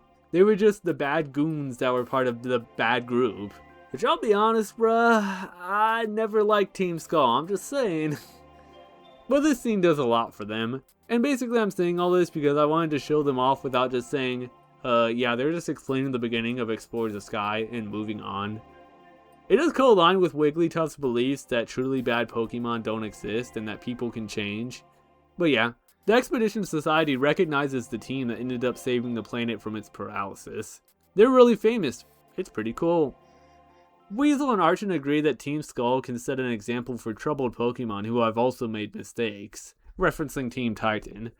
They say they aren't entirely sure about this whole being good thing, but they'll see how it plays out. Regardless, they're going to finish training here before hitting up the boss, and the society also agrees it's time for them to go, with the groups both giving friendly farewells to one another. Man, this game makes this world and characters so cool. I wish I was in the PMD world. Be real. If you saw my Behem ass knocking at your door asking if you wanted to join Team Love, how fast would you call the Magna Zones on me? One cool detail is that after finishing the beach cave, Weasel and Archon talk about it. Adding it to your list of favorites? Bro, everybody resisted your water attacks or just absorbed them. How did you have any fun? Well, shoot. That's just about everything to do in this game. So I think it's time we head to the guild for one final farewell. Diglett and Loudred are really the only members around to say goodbye, which I like that detail. Bidoof and Sunflora aren't around because they graduated. Chimako? I don't know. Krogunk is with the pot as per usual, and Corpfish is at a nice little farm right now. I like that this game just doesn't dump all these characters on you. It feels real when, for the few days that you are here, we might not be able to see everyone. I actually like that most of the NPC dialogue is with new characters. It just makes Treasure Town and the world feel bigger. Anyways, Ampharos and Mawile are giving thanks to Chatot and Wigglytuff. The two ask about the future slab, but Ampharos says that they can't say anything. Which the two understand, they also needing to stay silent during the Time Gear crisis. The two groups promising to visit one another and maybe even go on an expedition someday. Which is kind of what happens, just not as cool because the guild doesn't have any story relevance. I do want to bring up the mission boards again. There's something cute about Archon and Weasel discussing them. I'm sad I missed the ones in the middle of the story, but for the Outlaws, we have a raging Rampardos located at Dark Crater. I don't know if the Espeon and Rampardos are supposed to be, slight nods at Gates. Rampardos wasn't bad in that game, it's just that these are the names of two Gates characters. And maybe you should try to be cute. You like Gates, right? You like Gates. I like Gates. But yeah, the two are shocked at the 7-star difficulty of the job, saying it's way out of their league. The general job one is pretty funny. Like, shoot, we need to get Huma's DS on the case for that one. Maybe this is an unintentional deep cut. Could this be the legendary Lucario that Team Act mentioned back in Rescue Team? You never know. I don't want to connect too many dots because I feel like quite a few numbers of these characters in this game are like, maybe I'm wrong. I've interacted with too much PMD fan work. I was supposed to for this retrospective, but I feel like some of these characters may be references to other games and comics and stories. Maybe I'm wrong and you just made up a bunch of characters. Let me know, I'm uncultured. Regardless, it's time to finally talk to Ampharos and head home. The group dismantles their camp and heads to the beach, waiting for their whip to arrive.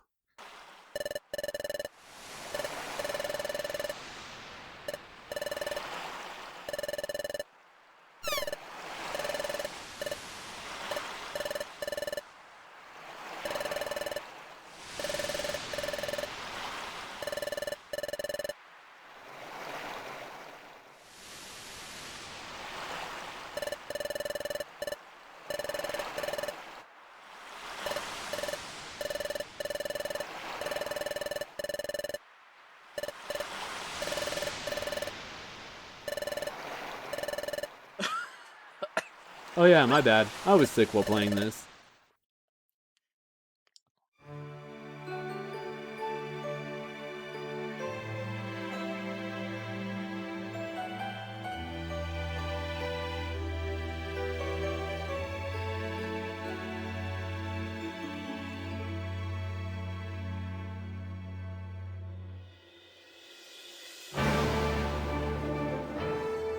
And so that's the end of Echoes of Yesterday. Ended where it started, and ending where Super will start when you think about it. Before wrapping things up, there is one more post-credits scene where you see, well, you know what I mean, it's a black screen.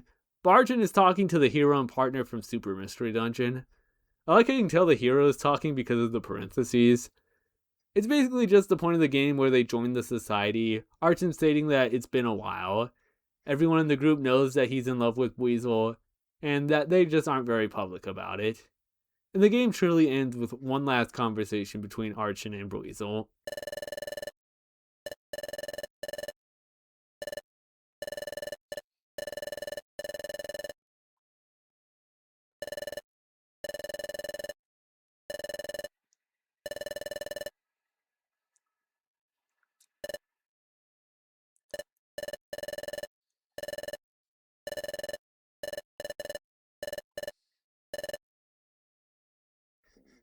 Cute.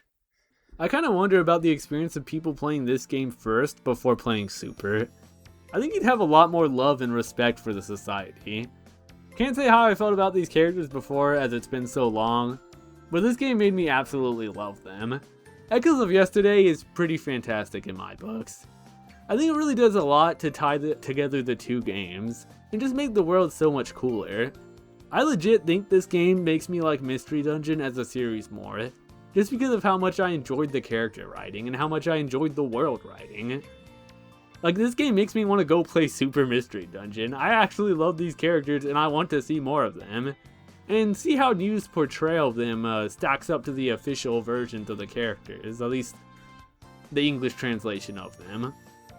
But yeah, in my mind, sure, I'll accept this game as canon to the PMD series for me.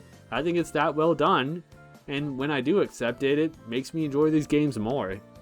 I know what y'all are thinking, Spacey, it can't be canon, it's a fan game.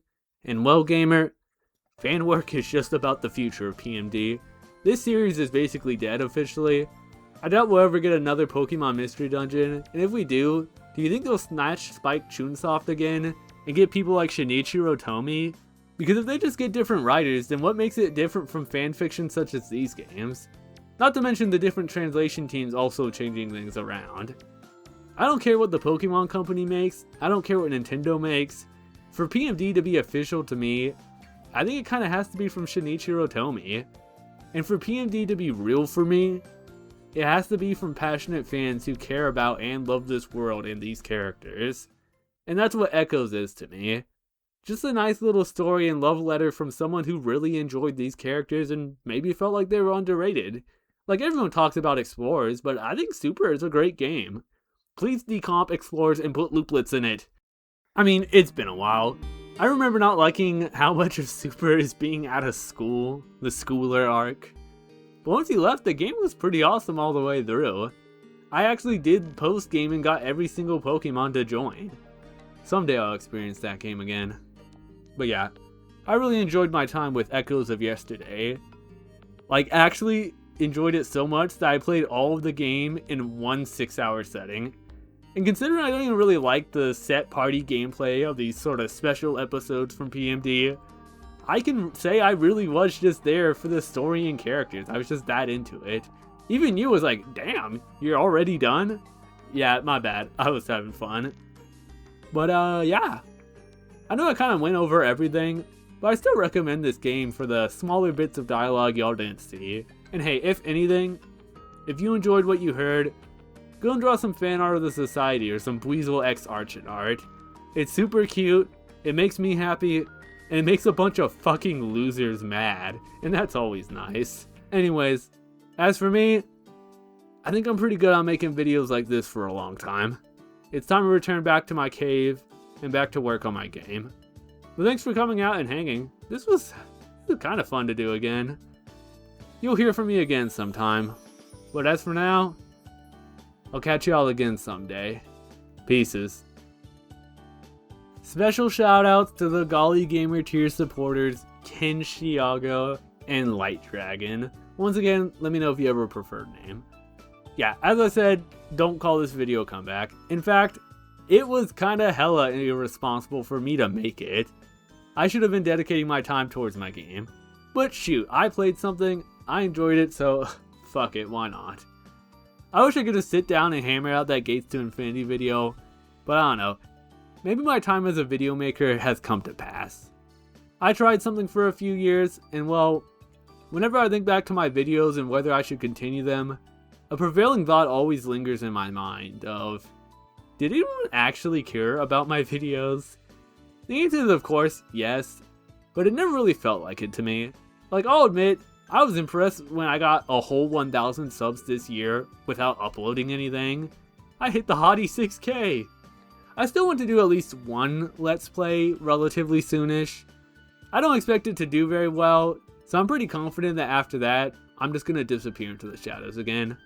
I do of course have my devlogs if you want to hear about me and what I've been up to. Those are member exclusive. Chances are if you're still listening to me, you're probably a member. But hey, if there's an absurd amount of demand to see me actually sit down and play Explorers of Alpha in Let's Play format, shoot, maybe I'll do it. But I doubt people would actually want to watch that. I don't know when I'll ever do something like this again. But hey, when I do, well, you know where to catch me. I'm out of here.